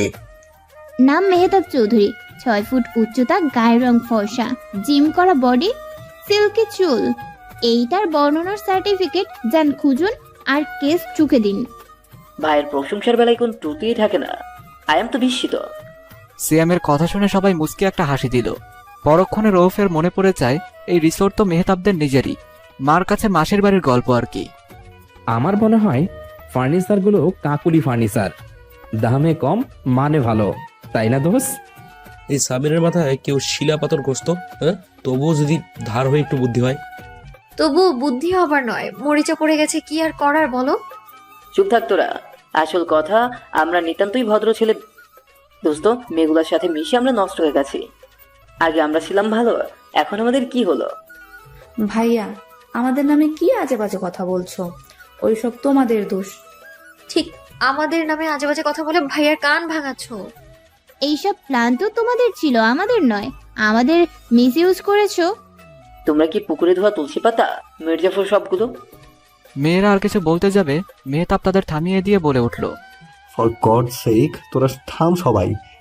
চলো সবাই, আজ থেকে আমরা মেয়েরা আলাদা আর ছেলেরা আলাদা। দেখা যাক আমাদের হেল্প ছাড়া ওদের ক্ষমতা কত। ভাবি, তুমি ওদের দলে যোগ দিলে শেষমেশ? হ্যাঁ, তোমাদের দলে আহতাব আছে, ওই দলে আমি নেই। এই বলে অহনা সহ বাকি মেয়েরা চলে গেল। সৌম্য আর মেহসান হাই তুলতে তুলতে যেতে লাগলো। এই দেখে সৌরভ সহ বাকি সবাই ওদের মাথায় একটা চাটি মেরে চলে গেল। তা দেখে মেহসান বলে উঠল, আমরা কি করেছি? আমরা তো এম্পায়ার। রৌপ পেছনে ফিরে মুচকি হেসে বলে উঠল। সৌরভ, সামির আর সিয়াম রৌফের এমন কথাবার্তায় হেসে দিল। মেহসান মাথা চুলকিয়ে যেতে লাগলো। সৌম্য বলে উঠল, তো আনফেয়ার। আমি আজ থেকে সন্ন্যাসী হয়ে যাব, কোনো দলে থাকবো না। যেখানে যাই সবাই শুধু ফ্রি ভেবে যা ইচ্ছা তাই করে। মিথিলা, সাম্মি আর সিমরান রুমে ঢুকতেই অবাক হয়ে গেল। বেডে টিনে শুয়ে আছে। টিনার কথা তো তারা ভুলেই গিয়েছিল। যে কিনা হেল্প করবে বলে প্রমিস করেছে, সে আরামসে চাদর মুড়ি দিয়ে ঘুমাচ্ছে। সাম্মি বলে উঠল, বাহ, এত সুন্দর দৃশ্য দেখার পর আমি নিজেকে কন্ট্রোল করতে পারছি না। মজা দেখাই, চলো। তোরা আজে বাজে কিছু করবি না। মিথিলার কথায় তারা কোনো রকম গুরুত্ব আরোপ করল না। টিনাকে বিছানা থেকে হাত আর পা ধরে তুলে অশ্রমে শুইয়ে দিল। টিনার কোনো হুঁশ নেই, সে আরামসে ঘুমাচ্ছে। মিথিলা আর কিছু বলল না। সবাই হাসাহাসি করে শুয়ে পড়ল। সৌরভদের রুমে সবাই রেগে বেশ আগুন হয়ে আছে। মেহসান সন্ন্যাসীদের মতো পোশাক পরিধান করে ধ্যান করার ভঙ্গিতে বসে আছে। সৌম্য বিছানায় আছোয়া অবস্থায় চিপস খাচ্ছে। সামির সৌম্যের থেকে প্যাকেট কেড়ে নিয়ে নিজে খেতে শুরু করেছে। সৌরভ, সিয়াম, রৌফ সিরিয়াস ভঙ্গিতে সোফায় বসে আছে। তাদের উপর সব দোষ চাপিয়ে দিল। সিয়াম বলে উঠল, দোস্ত, এটা কি ছিল? যত দোষ নন্দ ঘোষ। ওই যে কয় না, গু খায় সব মাছে, দোষ পরে ফাঙ্গাস মাছের। তুই কি ইনডাইরেক্টলি আমাদের পাঙ্গাস মাছ বললি? তুই জানিস না আমার পাঙ্গাস মাছ অ্যালার্জি?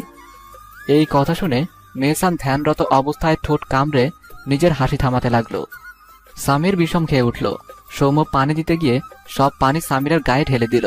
সৌম্য ইতস্তত করে বলে উঠল, পানির অপর নাম জীবন। আমি তোমাকে আরেকটা জীবন দিয়েছি, তাও আবার ঢেলে।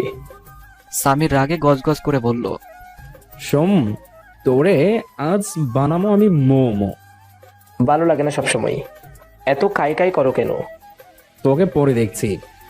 এই বলে সামির অশ্রমে ঢুকে পড়ল। সৌম্য পরঞ্চায় চলিয়া গান ছেড়ে জোরে চিৎকার করে গাইতে লাগলো, টান্ডাই যাই ফুরিয়া রে, টান্ডাই যাই ফুরিয়া রে, টান্ডাই যাই ফুরিয়া রে, টান্ডাই যাই ফুরিয়া রে। সৌম্যের গান শুনে মেহসান নিজেকে আর সামলাতে পারল না। সন্ন্যাসী বেশ ছেড়ে সে মুখ দিয়ে বিট বাজাতে বাজাতে গিটার চালানোর ভঙ্গিতে নাচতে থাকে।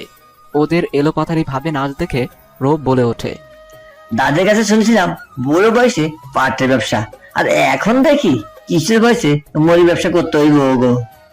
আমি বাকরুদ্ধ স্বাধীনতা অর্জনের পরও। হে আল্লাহ, আমার উঠা নাও। আহতাব আর অহনার মধ্যে কোনো ঝামেলা নেই, তারা নিশ্চিন্তে ঘুমিয়ে আছে। তারা বুদ্ধি করে ওদের মধ্যে ঝামেলা পাকিয়ে দিয়েছে, বাকিটা আর তাদের কিছুই করতে হবে না। মেয়ে আর ছেলে 2 দল করে নেবে, তারা শুধু দেখবে। মেঘ শাড়ি চেঞ্জ করে একটা বেগুনি রঙের শাড়ি পরে এসেছে, আর মেহতাবও একটা ব্রাউন টি শার্ট আর ট্রাউজার পরেছে। মেঘকে দেখে মেহতাব বলে উঠল, সব ঠিকঠাক আছে, শুয়ে পড়ো। মেঘ মেহতাবের দিকে তাকিয়ে বলে উঠল, আপনি ঘুমাবেন না? আসলে আমি কালকে ফিরে যাব না, সো আগে থেকেই বলে দিব আমার অ্যাসিস্ট্যান্টকে, যাতে ও কালকের দিনটাই একটু ম্যানেজ করে রাখে। অনেক পেন্ডিং কাজ পড়ে আছে। I have no other option. মেহতাবের কথা শুনে মেঘ ভীষণ খুশি হলো, কিন্তু অনুভূতি গোপনেই থেকে গেল, প্রকাশ করলো না, বা তার প্রকাশ করার ক্ষমতাটুকু হয়তো নেই।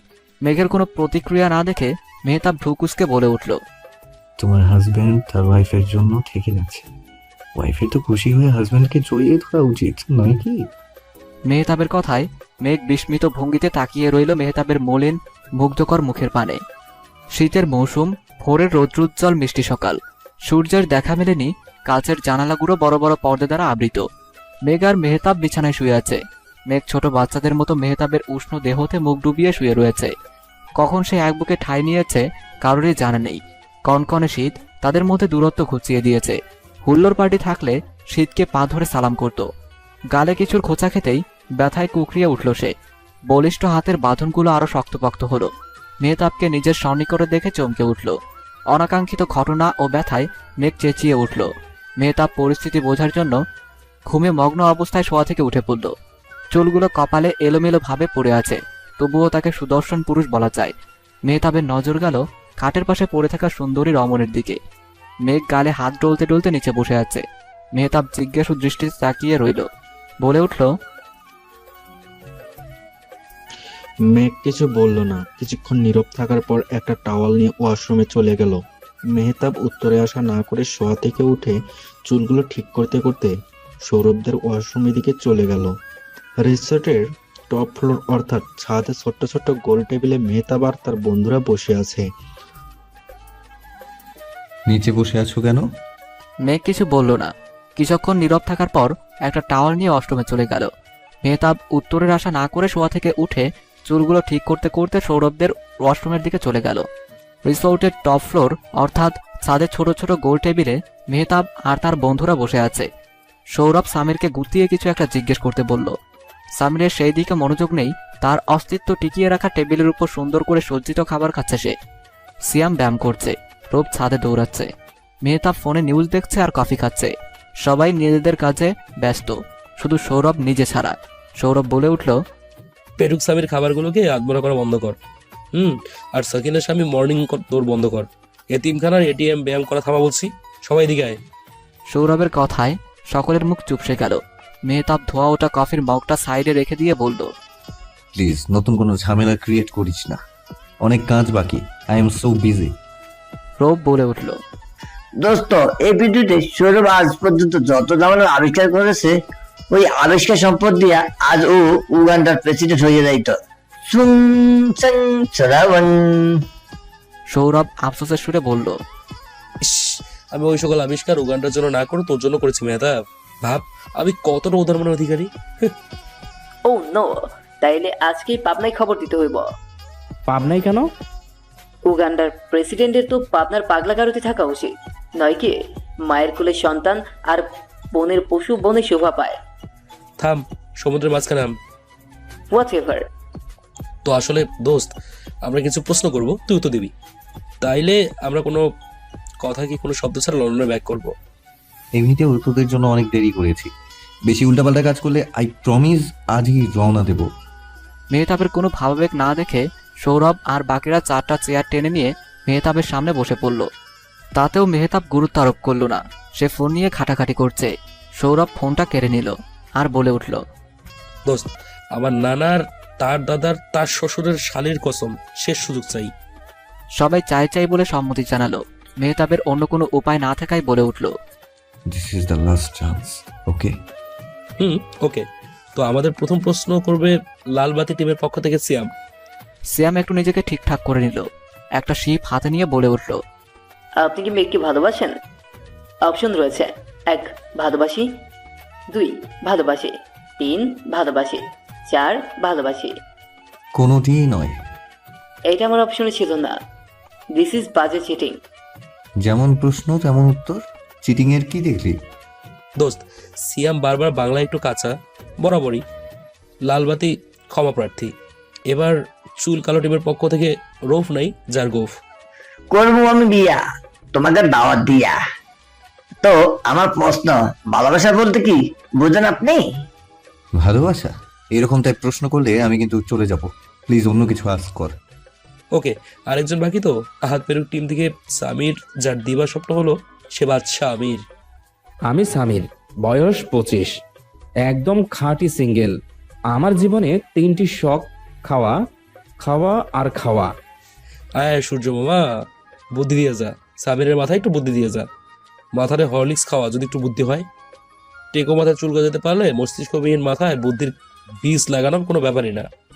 হে প্রভু, পেটটা আমার একটু খেতে ভালোবাসে, ওকে কি করে অনাহারে রাখি আমি? এতটা নির্দয় নয়। মেহতাব আর এক মুহূর্ত নষ্ট না করে নিচে চলে যায়। আর কিছুক্ষণ ওদের সাথে থাকলে মেহতাবেরও পাবনার পাগলা কারুতে নিজেকে অ্যাডমিট করতে টিকিট কাটতে হতে পারে। নিজেকে ধাতস্থ করে মেহতাব রুমে প্রবেশ করতেই মেঘকে আয়নার সামনে দাঁড়িয়ে কিছু লাগাতে দেখে থমকে যায়। কি করছো? গালে ব্যথা পেলে কিভাবে? মেঘ কোনো উত্তর দেয় না। কিছুক্ষণ পর রিনরিনিয়ে বলে ওঠে, আপনি দিয়েছেন? মেহতাব অবাক হয়ে যায়, সে আবার কখন দিল? নিজেকে ধাতস্থ করে বলে ওঠে, রিয়েলি? আমি তোমাকে? How is it possible? কিভাবে আবার? আপনার খোঁচা খোঁচা দাড়ি দিয়ে ঘষা দিয়েছেন। সৌরভরা মেহতাবকে তার ফোন দিতে এসেই এই কথা শুনে থমকে যায়। এটা আমি কি শুনলাম মেহতাব? মেহতাব তো অনেক অ্যাডভান্সড। লাভ বাইটের জায়গায় দাড়ি বাইট দিয়ে দিল। হ্যাঁ, আমি সামিরের মতো দিবার স্বপ্ন দেখছি না তো। দোস্ত, এটা চিমটি দে তো। এটা বলতে দেরি, 3টে হাতের সজোরে চিমটি কাটতে দেরি হয়নি। সৌরভ ব্যথায় কুকড়ে উঠল। কি বেসুরে গদা! উগান্ডার ভবিষ্যৎ প্রেসিডেন্ট কিনা? ওগান্ডায় কি ভালো খাবার পাওয়া যায়? সৌরভের আওয়াজ শুনে মেহতাব আর মেঘের দরজার দিকে দৃষ্টি পড়ে। মেহতাব আফসোসের সুরে বলে ওঠে, নিজের বউয়ের সাথে ঠিকঠাক মতো কথা বলার সুযোগ নেই, আবার রোম্যান্স। আমার মনে হয় উগান্ডার টিকিট কিনে ওখানেই হানিমুনের ব্যবস্থা করতে হবে। মেহতাবের কথাটা সৌরভের কর্ণপাত হতেই সে বলে ওঠে, তাহলে আজকে ফ্লাইটে টিকিট বুক করি, কি বলিস দোস্ত? লাভগুলোর পক্ষ থেকে উগান্ডা হানিমুন গিফট। সকাল গড়িয়ে দুপুর, সবাই নিচের ক্যাফে বসে গল্প করছে। মেহতাব আর মেঘ রুমে আছে, তাই তারা আর বিরক্ত করেনি। তাদেরকেও প্রাইভেসি দেওয়া উচিত। আহতাব আর অহনার নিজেদের মধ্যে সম্পর্ক নর্মাল থাকলেও তারা ঝগড়ার অ্যাক্টিং করছে। সৌরভ তার বাকি বন্ধুদের টিম আর মিথিলার টিম আলাদা বসে আছে। সৌম্য আর মেহসান শান্তি বজায় রাখার কাজে নিযুক্ত। টিনার শরীর ব্যথা করছে, সে অশ্রমে ঘুমাচ্ছিল। সে এটাকে তার ঘুমের ওষুধ না খাওয়ার জন্য ঘুমের মধ্যে হাঁটাকে দায়ী করছে। কাউকে বলেওনি, মজা করবে ভেবে। নীরব নিস্তব্ধ পরিবেশ। দুই দল তাদের চোখের ইশারায় তর্ক বিতর্ক চালিয়ে যাচ্ছে। সৌম্য আর মেহসান ক্ষণে ক্ষণে শুকনো ঢোক গিলছে আর পানি খাচ্ছে। আহতাব আর অহনা বেশ মজা পাচ্ছে। এই ছমছমে পরিবেশ সম্পর্কে অবগত নয় টিনা। টিনা এক ভ্রুকুচকে তাকিয়ে আছে তাদের মুখ পানে। বলে উঠল, কি হয়েছে? সকলের অগ্নি নিক্ষেপণ দেখে আগ বাড়িয়ে আর কিছু বলল না টিনা। নীরব দর্শকের মতো দেখতে লাগলো। জল কতটুকু গড়িয়েছে তা বোঝাই যাচ্ছে। মেহতাবদের রুমে মেঘ কোনো এক উপন্যাসের বই পড়ছে। মেহতাব মেঘের দিকে আর চোখে তাকিয়ে আছে আর ল্যাপটপে কাজ করছে। মেঘকে সে দাড়ি বাইট দিয়েছে, তার সম্পর্কে সে অবগত ছিল না। মেঘের নরম গালগুলো ফুলে গেছে, হয়তো তাই সে আজ নিচে যায়নি। আর মেহতাবের সাথে কথাও বলেনি, বইয়ে মশগুল হয়ে আছে।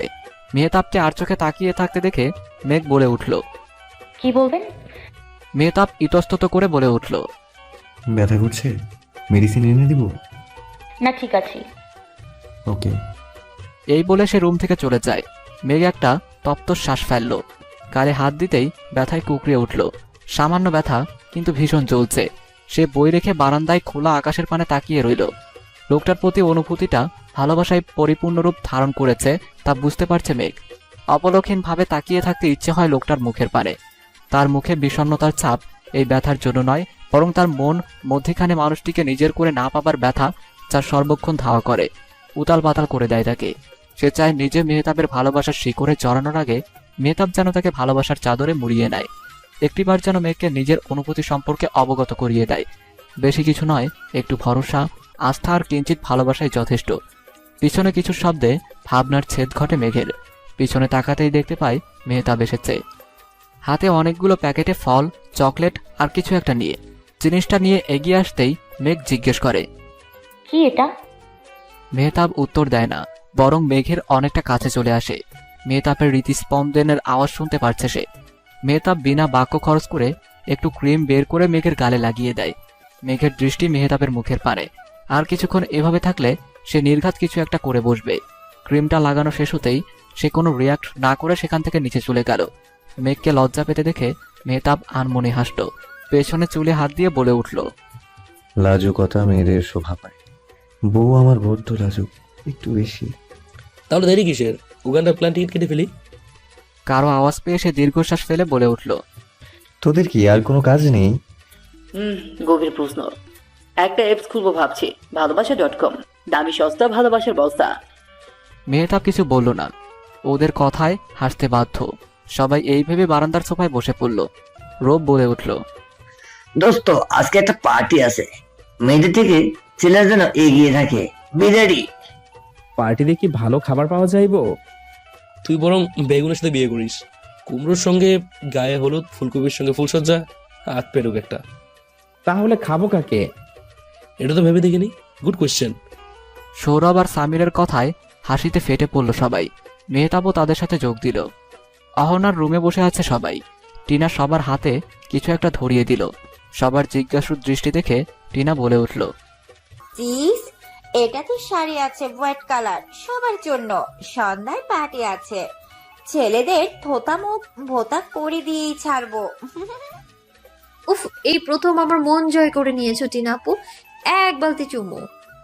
এই বলে সামনে টিনাকে চুমু দিয়ে রুম থেকে চলে গেল। টিনা অবাক ভঙ্গিতে দাঁড়িয়ে বলে উঠল, আমাকে কি অপমান করলো না প্রশংসা? যাই হোক, সবাই আমাদের রুমে চলে আসো, ওখানে রেডি হয়ে নেব। অহনা আর মেঘ ভাবি তো আছেই। আমি পার্টিতে থাকতে পারবো না। কেন ভাবি এমন করো না প্লিজ? মেঘ আসবে আমার লাস্ট কথা, না হলে আমিও আসবো না। আপু এমন করিস না, আমার শরীর ভালো লাগছে না। না, কোনো কথা নয়, আপুর কথা রাখবি তুই, না হলে ভাববো তুই আমায় ভালোই বাসিস না। ব্ল্যাকমেল করছিস? ভালো, খুব ভালো। What email? এটা মেঘো ভাবি?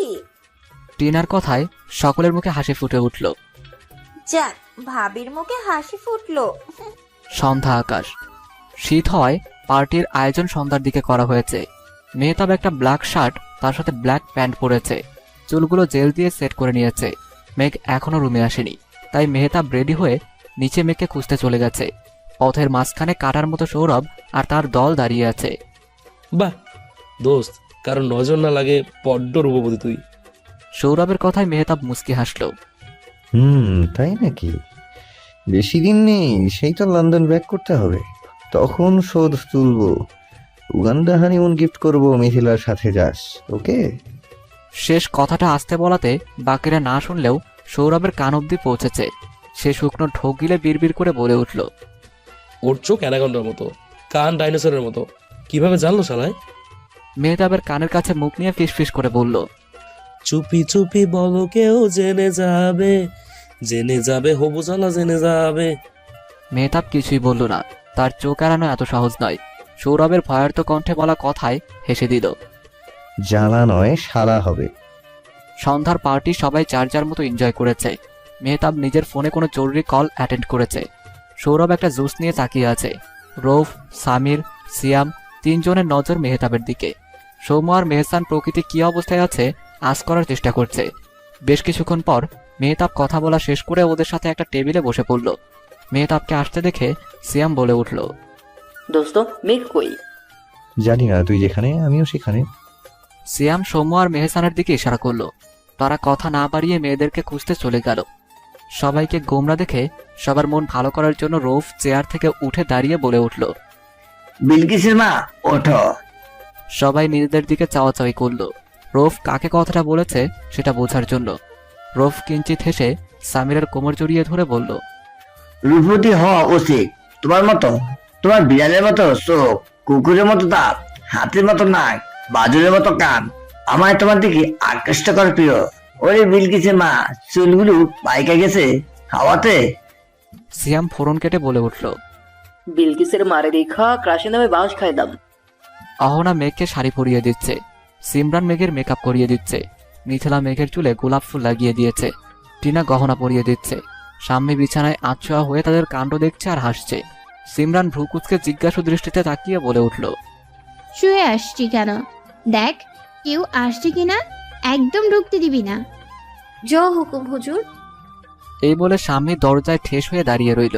তখনই সৌম্য আর মেহসান ঢুকতে গেলেই স্বামীর পায়ের সাথে উষ্টা খেয়ে পড়তে পড়তে বেঁচে গেল। মেহসান বুকে ফু দিয়ে বলে উঠল, আপু কি করছো? আমরা তো উভয় পক্ষ। স্বামী তাচ্ছিল্যের সুরে বলে উঠল, ওরে আমার সিঙ্গারার আলু, তোদের ভালো করে জানা আছে আমার। সরো, ভাবিকে দেখতে চাই। একদম চালাকি চলবে না, না হলে ছাদে শুকো দিয়ে শুটকি বানিয়ে দেব। দেখতে ভেটকি মাছের মতো, আমাদের আবার শুটকি বানাবে আসামি একটা। সাম্মি আয়নায় নিজেকে দেখে নিজেকে ধাতস্থ করে বলে উঠল। যা মাফ করে দিলাম। সৌম্য আর মেহসান কথা বাড়ালো না। ওরা চলে গেলে সাম্মি পিছন থেকে মেঘকে দেখেই মুখ হা করে তাকিয়ে রইল। মশা ঢুকে যাবে। সিমরানের কথায় হুঁশ ফিরল সাম্মির। হ্যাঁ, কারণ নজর না লাগে। সবাই নিচে বসে বোর হচ্ছে। সৌরভ মুখে তালা দিয়ে রেখেছে। মেহতা ফোনে ইম্পর্টেন্ট কাজ করছে আর আহতাবের সাথে ডিসকাস করছে। সিয়াম রৌফ চুপচাপ বসে আছে। সৌম্য আর মেহসান ফোনে মগ্ন। সামির পরিস্থিতি ঠিক করতে বলে উঠল, এক বনে এক সাহসী ছেলে ছিল। মেহসান ফোন থেকে মাথা তুলে বলে উঠল, নাম নিশ্চয় স্বামীর। তুই বুঝলি কেমনে? ব্রেন হ্যাক করে নিয়েছিস নাকি? সবাই সামিরের ভঙ্গি দেখে হেসে নিজেদের কাজে মনোযোগ দিল। তৎক্ষণাৎ মেঘার বাকিদের নিচে নামতে দেখে সবার দৃষ্টি সিঁড়ির দিকে গেল। মেহতাবের নজর কেড়ে নিল সাদা শাড়ি পরিধানরত রমণী। চোখে গাঢ় কাজল, ঠোঁটে গাঢ় লাল লিপস্টিক, মাথায় লাল গোলাপ, যাকে বলা যায় কোনো কিছুর খামতি নেই। মেহতাবকে এক দৃষ্টিতে তাকিয়ে থাকতে দেখে উপস্থিত সবাই হেসে দিল। সৌরভ মুখ খুলে বলে উঠল, দোস্ত, এটা মেঘ, তোরই বধূ। এমনভাবে দেখছিস যেন প্রথমবার দেখলি। সৌরভকে চিমটি মেরে থামতে বলল আহতাব। আহতাব মেঘকে উদ্দেশ্য করে বলে উঠল, শালিকা, মেহতাব তো তোমাকে দেখে কল্পনায় ডুব দিয়েছে, ওকে বাঁচাও। আহতাবের কথায় সবাই হেসে দিল। হাসল না মেহতাব। মেঘ লজ্জা পেল, প্রকাশ করল না। মেয়েরা এসে সবাই এক টেবিলে গোল করে বসলো। মিউজিক চালানো হলো। মুহূর্তেই রোমান্টিক পরিবেশ তৈরি হলো। সবাই ডিনার পার্টির জন্য ভালো ভালো খাবার অর্ডার দিয়েছে। খাবার এসে পড়েছে। সঙ্গে পার্টি আরো রসালো করার জন্য টিনা আর সামির এক পাশে এসে পড়ল। টিনা বলে উঠল, একটা প্ল্যান আছে। আমি আর তুমি এখানে সবচেয়ে অকাজের চরিত্র, তো আমাদেরকে আরো সুন্দর করে ফুটিয়ে তুলতে হবে। তাহলে কোম্পানিতে মেহতাব আমাদের দুজনকেই প্রমোশন করে দিতে পারে। টিনা, এমন কিছু করিস না বোন, যাতে মেহতাব প্রমোশন তো ধুর, চাঙ্গায় তুলে রাখে। নো টেনশন, ওদের বিয়ে আরো রসালো করব। Just wait and watch. আমি জানতাম না তুমি বাবুসিগিরি করতে পারো। টিনা মুস্কি হেসে টেবিলে এসে বসে পড়ল। সামিরকে ইশারা করতেই ও উপরে চলে গেল। সবাই যার যার মতো খাচ্ছে। সৌরভ পা দিয়ে মিথিলার পায়ে গোতা দিচ্ছে। মিথিলার অগ্নিদৃষ্টি দেখেও থামেনি সে। মিথিলা কেশে বলে উঠল, সিমরান, শাম্মী, আমার পায়ে কিছু একটা পড়েছে, দেখ না প্লিজ।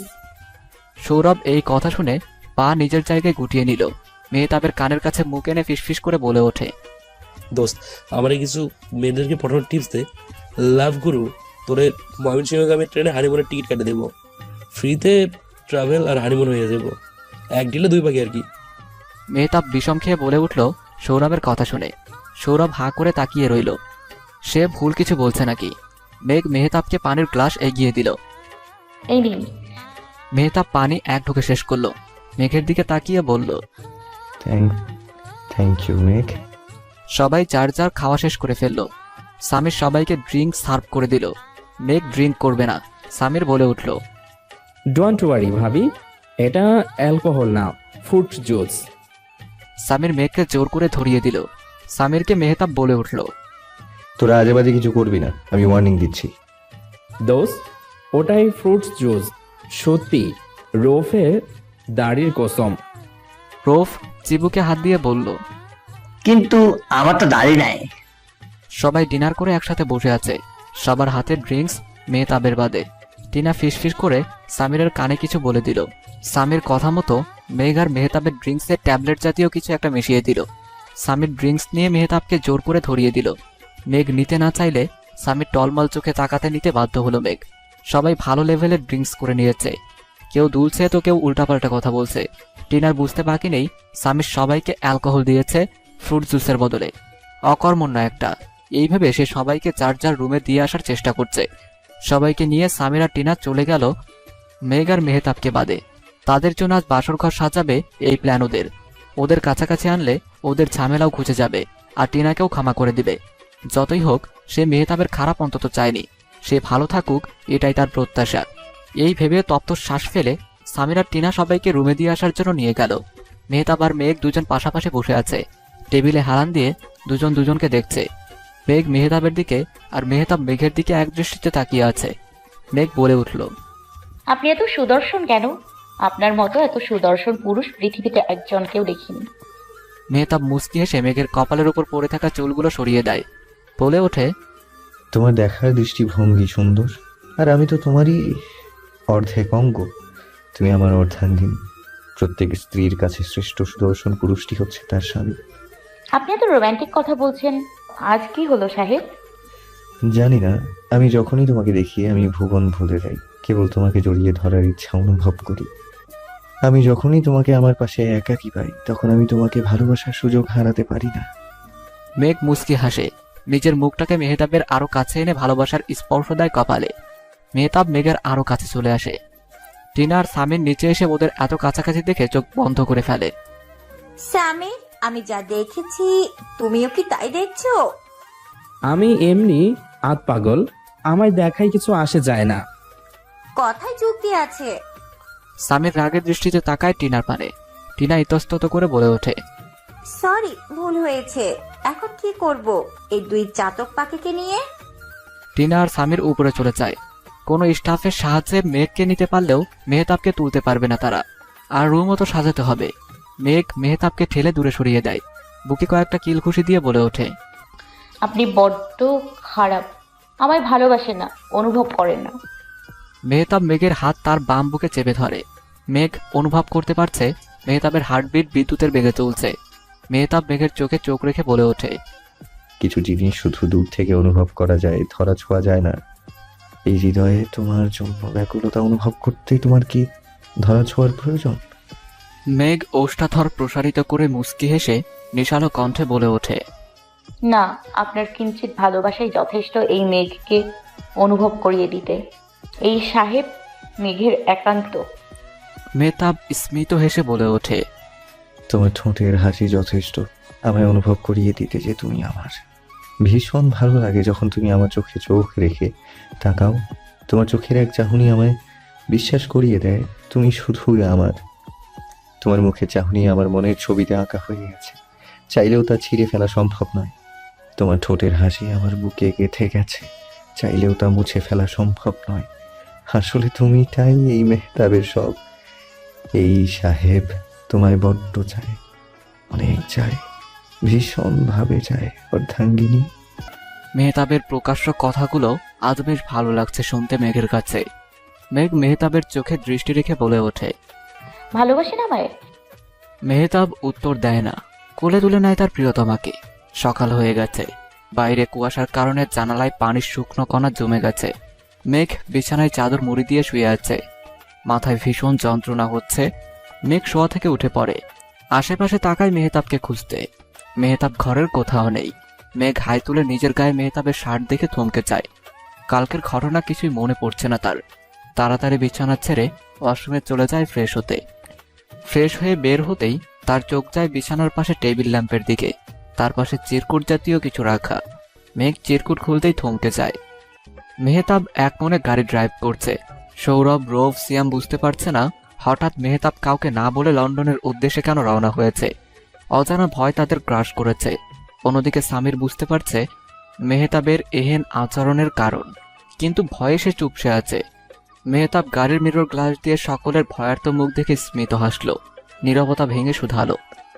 কে করেছে এই কাজ? কেউ কিছু বুঝতে পারল না সামির ছাড়া। মেহতাব আমারও শুধালো। আমাদের ড্রিঙ্কসে অ্যালকোহল আসলো কিভাবে? I need answer, hurry up. Sourav বলে উঠল। দোস্ত, আমার ভালোবাসার কসম, আমি কিছু জানি না এই বিষয়ে। রৌব বলে উঠল। দোস্ত, আমার 5 বছরের কসম, আমি কিছুই জানি না, এই বিষয়ে আমার কোনো হাত নাই। সিয়াম বলে উঠল। আমার বাবার তৈরি এতিমখানার কসম, আমিও জানি না, মনে হয় রোফ করছে, জলজাত প্রমাণ ওর 2টা হাত। সবাই সিরিয়াস ভাবে সিয়ামের দিকে তাকালো। সিয়াম ইতস্তত হেসে চুপ হয়ে গেল। সবার কথা শেষে সামিরকে কিছু বলতে না দেখে সবাই সামিরের দিকে জিজ্ঞাসা দৃষ্টি নিক্ষেপ করলো। সামির ইতস্তত করে মুখ ফুটে বলে উঠল। যাহা বলিব সত্য বলিব, সত্য ছাড়া কিচ্ছু বলবো না।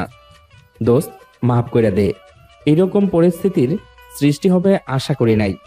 আসলে আমি কালকে অ্যালকোহল মিশ্রিত ড্রিঙ্কসের মধ্যে টিনার কথা মতো নেশার ট্যাবলেট মেশানোর বদলে টিনার ঘুমের ট্যাবলেট মিশিয়ে দিয়েছি।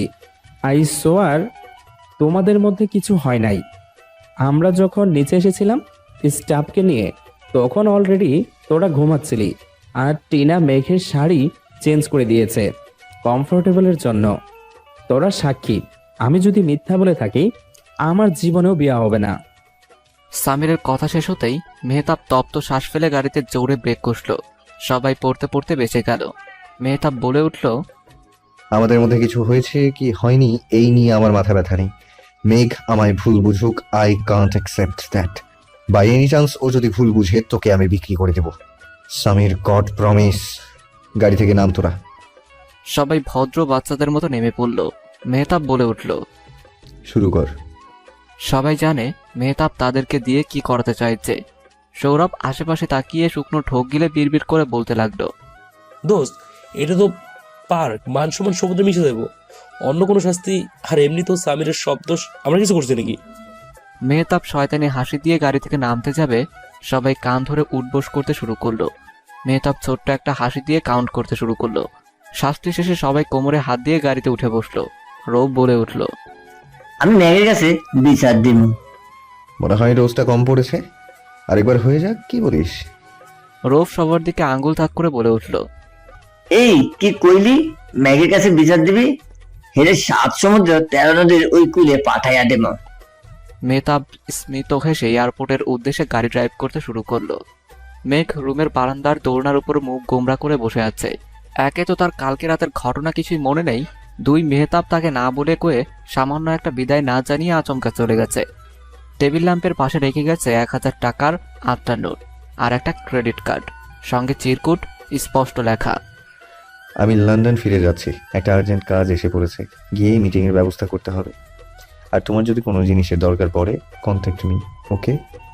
আমায় বলতে প্রবলেম হলে সমস্যা নেই, আমি আম্মুকে বলে দেবো। Take care. ব্যাস, এই কথা ভাবতে ভাবতে মেঘ এক ধ্যানে দোলনায় বসে আছে। তার মনে বিষণ্ণতার মেঘ ছেয়ে গেছে। সকালে নাস্তার টেবিলেও যায়নি। কারো পায়ের শব্দ পেতেই মেঘ সামনের দিকে দৃষ্টি নিক্ষেপ করল। অহনা, শাম্মী, সিমরান আর মিথিলা এসেছে। অহনার হাতেও খাবারের প্লেট। মেঘকে মনমরা দেখে অহনা বলে উঠল। কি হয়েছে তোর? নাস্তা করতে আসলি না কেন? মেহতাব আর সৌরভদেরও তো দেখতে পেলাম না। মেঘ ওই চিরকুট, কার্ড আর টাকা অহনার দিকে এগিয়ে দিল। অহনা চিরকুটটা হাতে নিল, তার ভ্রুজোড়া কুঁচকে গেল। বলে উঠল। কি এগুলো? ভাবি, চিরকুটে কিছু লেখা আছে। অহনা চিরকুট আওয়াজ করে পড়ল। মেঘের দিকে তাকিয়ে প্রশ্ন করল। কি এমন আর্জেন্ট কাজ পড়েছে যে ও আমাদের কাউকে, বিশেষ করে তোকে কিছু না বলে লন্ডন চলে গেল? মেঘের মেহতাবের কথা আবার মনে পড়তেই চোখ ছলছল করে উঠল। শেষ কথা তো দূর, 2 চোখ ভরে দেখতেও পেল না, বলতেও পারল না তার ভালোবাসার কথা, গোপনেই রয়ে গেল। সকাল গড়িয়ে বিকেল, সবাই ব্যাগ প্যাক করে নিয়েছে, আজই রওনা দিবে। মিথিলা, স্বামী, সিমরান আর সৌম্য এখান থেকে বাসায় যেতে চেয়েছিল। অহনা মেঘের জোড়াজুড়িতে একদিন থেকে যাবে তারা। সৌম্য, মেহসান ফোনে ফেসবুক স্ক্রল করছে মেহতাব বা সৌরভদের আপডেট স্ট্যাটাস দেখার জন্য। টিনা এখান থেকে এয়ারপোর্টে গিয়ে লন্ডনে যাবে কোম্পানিতে জয়েন করতে। আর মেহতাবকে বলে তার ভালো কাজের ক্রেডিট নিয়েই ছাড়বে। সামিরকে একা ভোগ করতে দিবে না, কিছুতেই না। সবাই টিনাকে আর কয়েকদিন থাকতে বলেছে, সে শোনেনি। আহতাব সব ব্যাগ সুটকেস গাড়িতে তুলে সবাইকে ডাকতে এসেছে। সবাইকে এভাবে মনমরা দেখে শুধালো। বধূ শালিকেরা, তোমরা এত মন খারাপ কেন করছো? মেহতাবটা আবার আসলে আমার তরফ থেকে ককটেল পার্টির আয়োজন করব। সবাই খুশি তো? সবার মুখে আহতাবের কথা শুনে একটু হাসি ফিরল। অহনা মেঘকে সামলে নিয়েছে। আহতাবের কথা মতো সবাই গাড়িতে উঠে পড়ল। বাড়িতে পিনপতন নীরবতা। সবাই যার যার রুমে ঘুমাচ্ছে। সবাই জার্নি করে অনেক ক্লান্ত হয়ে গেছে। মেঘ ড্রয়িং রুমে বসে টিভি দেখছে। এমনিতেও রুমে গেলে তার মন খারাপ থাকবে, ঘুম আসবে না। টিভি দেখলে একটুর জন্য হলেও মানুষকে ভুলতে পারবে। হঠাৎ কেউ তার পাশে এসে বসলে মেঘ চমকিয়ে উঠল। পাশে তীক্ষ্ণ দৃষ্টি নিক্ষেপ করতেই দেখতে পেল অরেন বেগম। অরেন বেগম তার মাথায় হাত দিয়ে বলে উঠলেন, মন খারাপ মা তোর? না মা, তেমন কিছু নয়। অরেন বেগম স্মিত হাসলেন আর বলে উঠলেন, মায়ের চোখে ফাঁকি দেওয়া কিন্তু এত সহজ নয়। মেঘ জোরপূর্বক হাসার চেষ্টা করলো। তখনই মিনহাস সাহেব রুমে এসে মেঘকে বসে থাকতে দেখে পাশে এসে বসলেন। বলে উঠলেন, মা, তুমি এখনো জেগে আছো কেন? শরীর খারাপ করবে, ঘুমাতে যাও। আর কালকে তোমাকে আর অহনাকে আমি স্কুলে শিক্ষকদের সাথে পরিচয় করিয়ে দিব, তোমাদের কোনো সমস্যা হবে না। মেঘ ভাবতে পারেনি এত সহজে পরিবারের সকলে ব্যাপারটা মেনে নেবে। সে মুচকি হেসে বলে উঠল, ধন্যবাদ বাবা। ধন্যবাদ কি আছে মা, তুমি নিজের থেকেও কিচ্ছু করতে চাইছো, সেটাই তো ভালো কথা। শুনে অনেক ভালো লাগলো। মেহতাব আমায় বলে দিয়েছে বারবার করে যাতে তোমাদের আমি চাকরি করার অনুমতি দিয়ে দিই। আমিও না করিনি, কিন্তু ও কাউকে না বলে চলে যাবে সেটা আমি আশা করিনি। আমি বিয়ের কথা ওকে কথা দিয়েছিলাম, ওর কোনো কাজে হস্তক্ষেপ করব না। আপনি কেন অপমানিত বোধ করছেন বাবা? উনি আমার খেয়াল ঠিকঠাক মতো রাখছেন, আর উনি তো জরুরি কাজের জন্য গিয়েছেন বাবা। আর আমাদের মধ্যে সম্পর্ক নর্মাল, আমাদের বিয়ে স্বাভাবিকভাবে হয়নি, তাই বলে উনি কখনো কোনো খারাপ কথা মুখে দিয়ে উচ্চারণ করেননি বা এমন কোনো বিহেভ করেননি যাতে আমি কষ্ট পাই। তাহলে ভালো, আমারও চাই তোমার ভালো থেকো মা। মিনহাজ চৌধুরী আর কিছু বলতে যাবে তার আগে সবাই একসাথে ড্রয়িং রুমে এসে বসে পড়ল। অহনা রান্নাঘরে চলে গেল সবার জন্য হালকা কিছু খাবার তৈরি করতে। মেঘও সাহায্য করতে রান্নাঘরে চলে গেল। সবাই গল্প করতে করতে কিছু কথা বলে নিল। মেঘ আর অহনা সবাইকে চা আর হালকা কিছু খাবার খেতে দিল। তারাও পাশে বসে পড়ল। মিনহাজ সাহেব অল্প হেসে বলে উঠল, মেহতাব হঠাৎ চলে যাওয়া তোমাদের মুখ গম্ভীর করে রেখেছো নাকি? সবাই মনমারা হয়ে আছে। সবার মুখ দেখে তা স্পষ্ট বোঝা যাচ্ছে। মিনহাজ চৌধুরী আবার বলে উঠলেন, চলো একটা রোমান্টিক মুভি দেখি। তোমাদের বয়সে বউকে নিয়ে কত ঘুরেছি, সিনেমা দেখছি, আর তোমরা তো আমার নখের গুণও পাওনি। সবাই মায়ের মতো রসকসহীন হইছ। সবাই মুস্কি হেসে উঠলেন। মেহসান বলে উঠল, আম্মু এত আনরোমান্টিক ছিল নাকি? অরেন বেগমের দৃষ্টির কাছে মেহসান ঝলসে গেছে। অরেন বেগম কেশে নিচু কণ্ঠে বলে উঠলেন, তোমার কি লজ্জা শরম বলতে কিছু নেই? বুড়ো বয়সে ভীমরতি হয়েছে। আসতে বললেও কারো কান এড়ায়নি অরেন বেগমের কথা। সবাই দাঁত দিয়ে ঠোঁট কামড়ে হাসি থামানোর যথাসাধ্য চেষ্টা করছে। সবাই এভাবে অনেক কথা বিনিময় করে রুমে চলে গেল। শাম্মী, সিমরান, মিথিলা আর অহনা মেঘের কাছে শুতে চেয়েছিল। মেঘ একান্ত সময় কাটাতে চায় বলে তারা কেউ আর বিরক্ত করেনি। মেঘ রুমে ঢুকে বিছানায় আচ্ছন্ন অবস্থায় বসে রইল। অনেকদিন পর ফোন অন করলো। মেহতাব হয়তো কল দিতে পারে এই ভেবে ফোন অন করে সে বিছানার পাশে রাখলো, যাতে কল দিলে সে শুনতে পায়।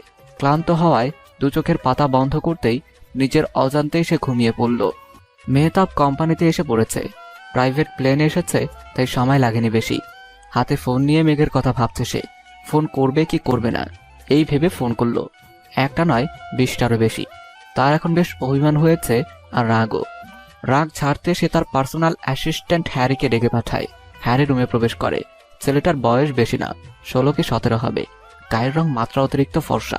হ্যারিকে বলে উঠল, সৌরভ, সমীর, সিয়াম আর রৌফকে ডেকে পাঠাও, হারি আপ। মেহতাবের কথা মতো হ্যারি চলে যায় ওদের কেবিনে ওদের ডাকতে। কেবিন রুমে ঢুকেই দ্বিধাদ্বন্দ্ব না করে বলে ওঠে, এই অনেকগুলো ঝামেলা তোমাদের বসে থাকছে। সবাই একজনের উপর অন্যজন ঘুমাচ্ছিল। কারো কথা কর্ণকুহর অব্দি পৌঁছাতেই পিটপিট করে তাকালো। হ্যারিকে দেখে ভূত দেখার মতো ভয় পেল। শুধালো, দোস্ত এই গিরগিটি এখানে কি করছে? হ্যারি বাংলা খুব ভালো অনুবাদ করতে পারে।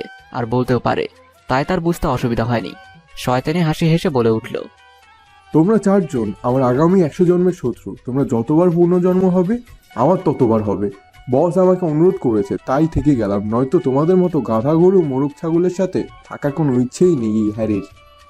হ্যারিকে আপাতত মাথা থেকে ঝেড়ে ফেলে রোব বলে উঠল, কি হয়েছে মেহতাব, ডাকতেছে কেন? চল দেখে আসি।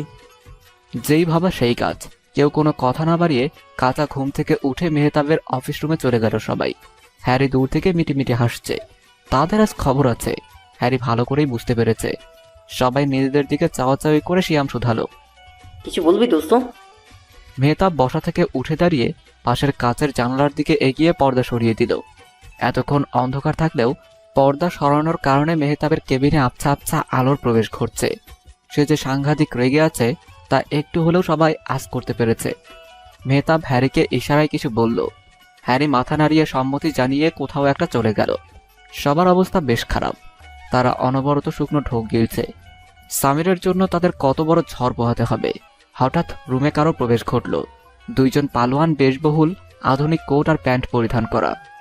হঠাৎ 2 জন মিলে তাদের 4 জনকে তুলে নিল, যেন তারা তাদের 2 জনের কাছে পুঁটি মাছ।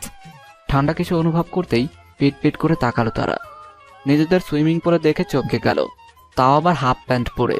গার্ডরা সব প্যান্ট শার্ট খুলে নিয়েছে।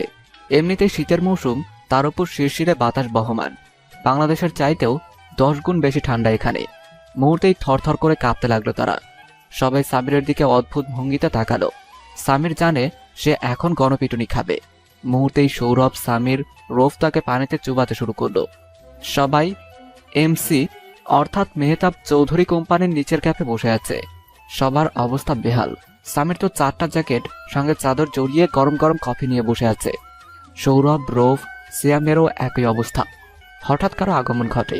অন্ধকারে ঠিক বোঝা যাচ্ছে না, লাইট অন করতে ভুলে গেছে সবাই। আবছা আবছা আলোয় অবয়বটা দেখতে পেল তারা। ইয়ার কেউ না, টিনা। টিনা এসে তাদের সাথে বসে পড়ল। সামিরের কফিটা নিয়ে এক চুমুক দিয়ে কাপটা টেবিলে রেখে বলে উঠল, কেমন আছো তোমরা? আমি আজ থেকে এই এমসি কোম্পানিতে জব করব, আর আমার ভালো কাজের ক্রেডিট নিয়ে আমার প্রমোশন হয়ে যাবে। I M a lucky girl, যার প্রথম দিনে প্রমোশন হবে। উফ! সবাই বেশ বুঝতে পারছে টিনা কোন কাজের কথা বলছে। সবাই কষ্টের মধ্যে থেকেও মুখে হাসি ফুটালো টিনার কথা শুনে। সামির বলতে যাবে, সবাই ওর মুখ চেপে ধরেছে। রোফ হেসে বলে উঠল, হ্যাঁ, তোমার প্রমোশন নেওয়া উচিত।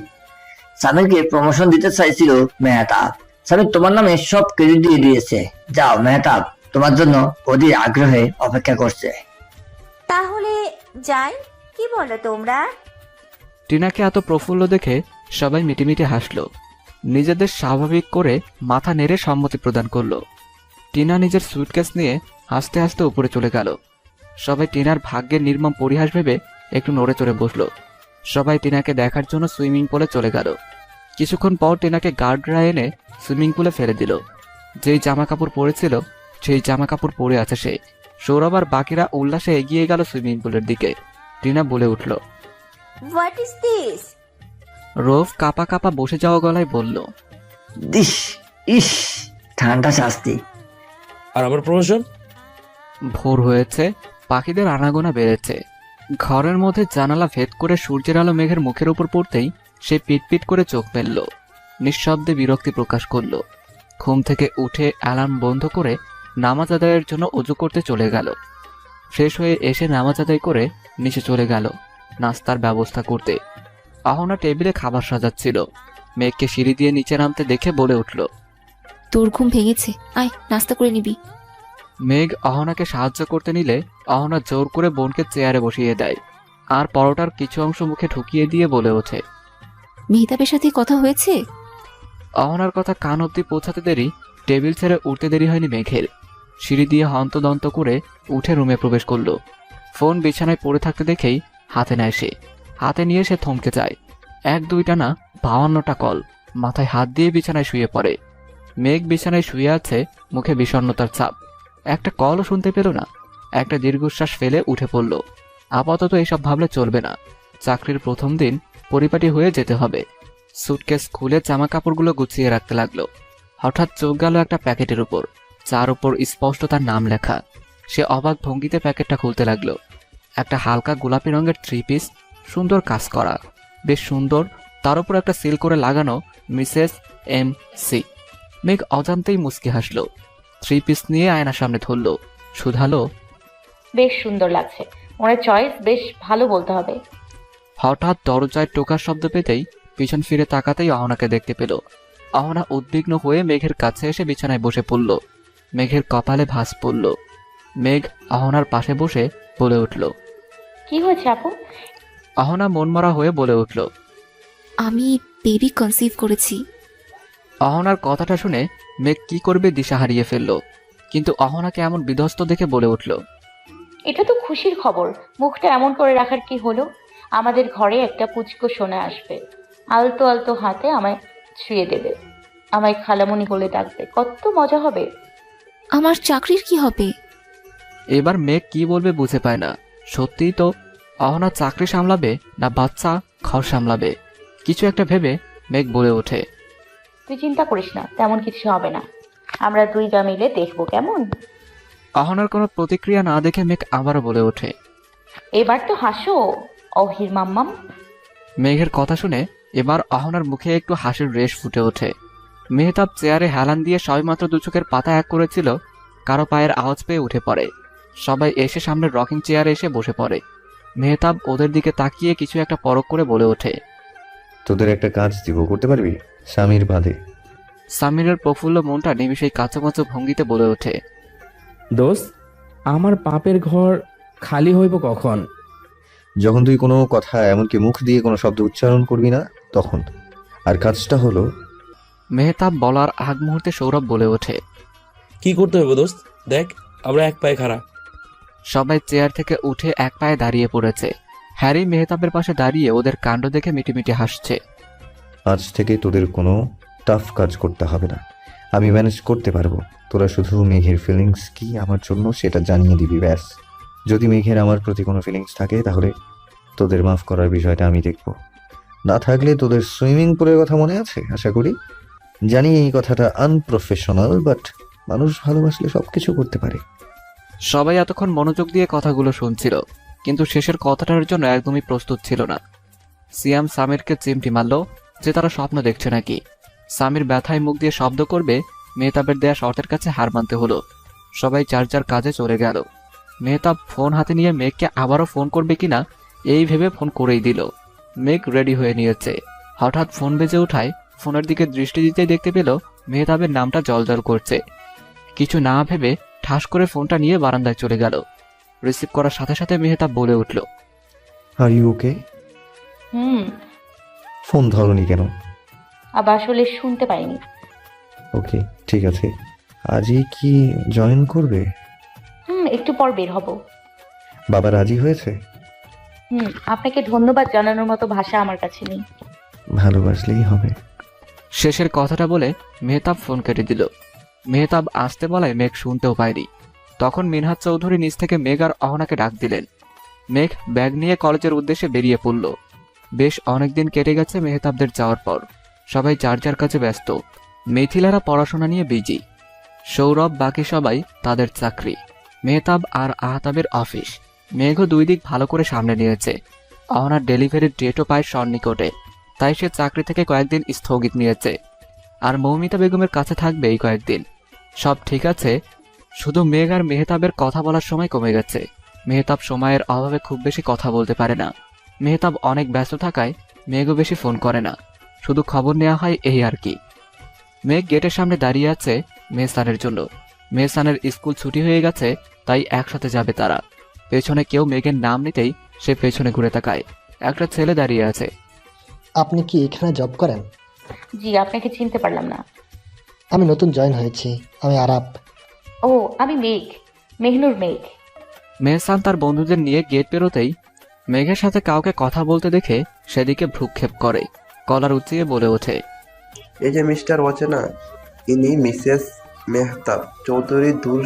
দূরে থাকবেন ইনার থেকে, না হলে মেহসান নামক ঝড়ে কবলে পড়তে হবে। মেঘ কোনো মতে মেহসানের মুখ চেপে ধরে। ওকে ওখান থেকে নিয়ে চলে এসেছে না হলে আজ মেহসান লোকটাকে কথা দিয়ে আদমরা করে ফেলতো। মেহসান মুখ গোমরা করে রেখেছে। মেঘ মুচকি হেসে বলে ওঠে। কি খাবে তুমি? যে মেহসান খাবারের কথা শুনে খুশিতে আত্মহারা হয়ে যায়, সে আজ এই কথা শুনে মুখ ফিরিয়ে রেখেছে। মেঘ একটা আইসক্রিমের স্টল থেকে 2টা আইসক্রিম নিয়ে মেহসানের হাতে ধরিয়ে দিয়ে বলে ওঠে। হয়েছে, মেহসান নামক লক্ষ্মী ছেলের মুখ এমন গম্ভীর থাকলে বেমানান লাগে। ভাবি আর কোনো অচেনা লোকের সাথে কথা বলবে না, প্রমিস। এবার মেহসান ঘাড় ঘুরিয়ে মেঘের দিকে তাকিয়ে বলে ওঠে। পাক্কা প্রমিস। এবার চলো। বাড়িতে মেঘ আর মেহসান ছাড়া কেউ নেই। মিনহাজ চৌধুরী আর আহতাব কাজসূত্রে বাইরে গেছেন। অরেন বেগম আর মেহসানের দাদি গ্রামের বাড়িতে চলে গেছেন। মেঘের উপর সব দায়িত্বভার সে সামলেও নিয়েছে। মেঘ খাবার টেবিলে খাবার সাজিয়ে রাখছে। মেহসানকে খেতে ডাকতেই মেহসান ফোন হাতে নিয়ে টেবিলে বসে পড়ে। সে ভিডিও কলে হুল্লোর পার্টির সাথেই কথা বলছে। মেঘের দিকে ক্যামেরা ঘোরাতেই সৌরভ তার ল্যাপটপ মেহতাবের সামনে রাখে। মেহতাব কিছু ফাইল দেখছিল। ল্যাপটপের দৃষ্টি নিক্ষেপ করতেই তার বধূরূপী মেঘকে দেখে থমকে যায়। মেঘ বাড়িতে তরকারি বেড়ে রাখছিল।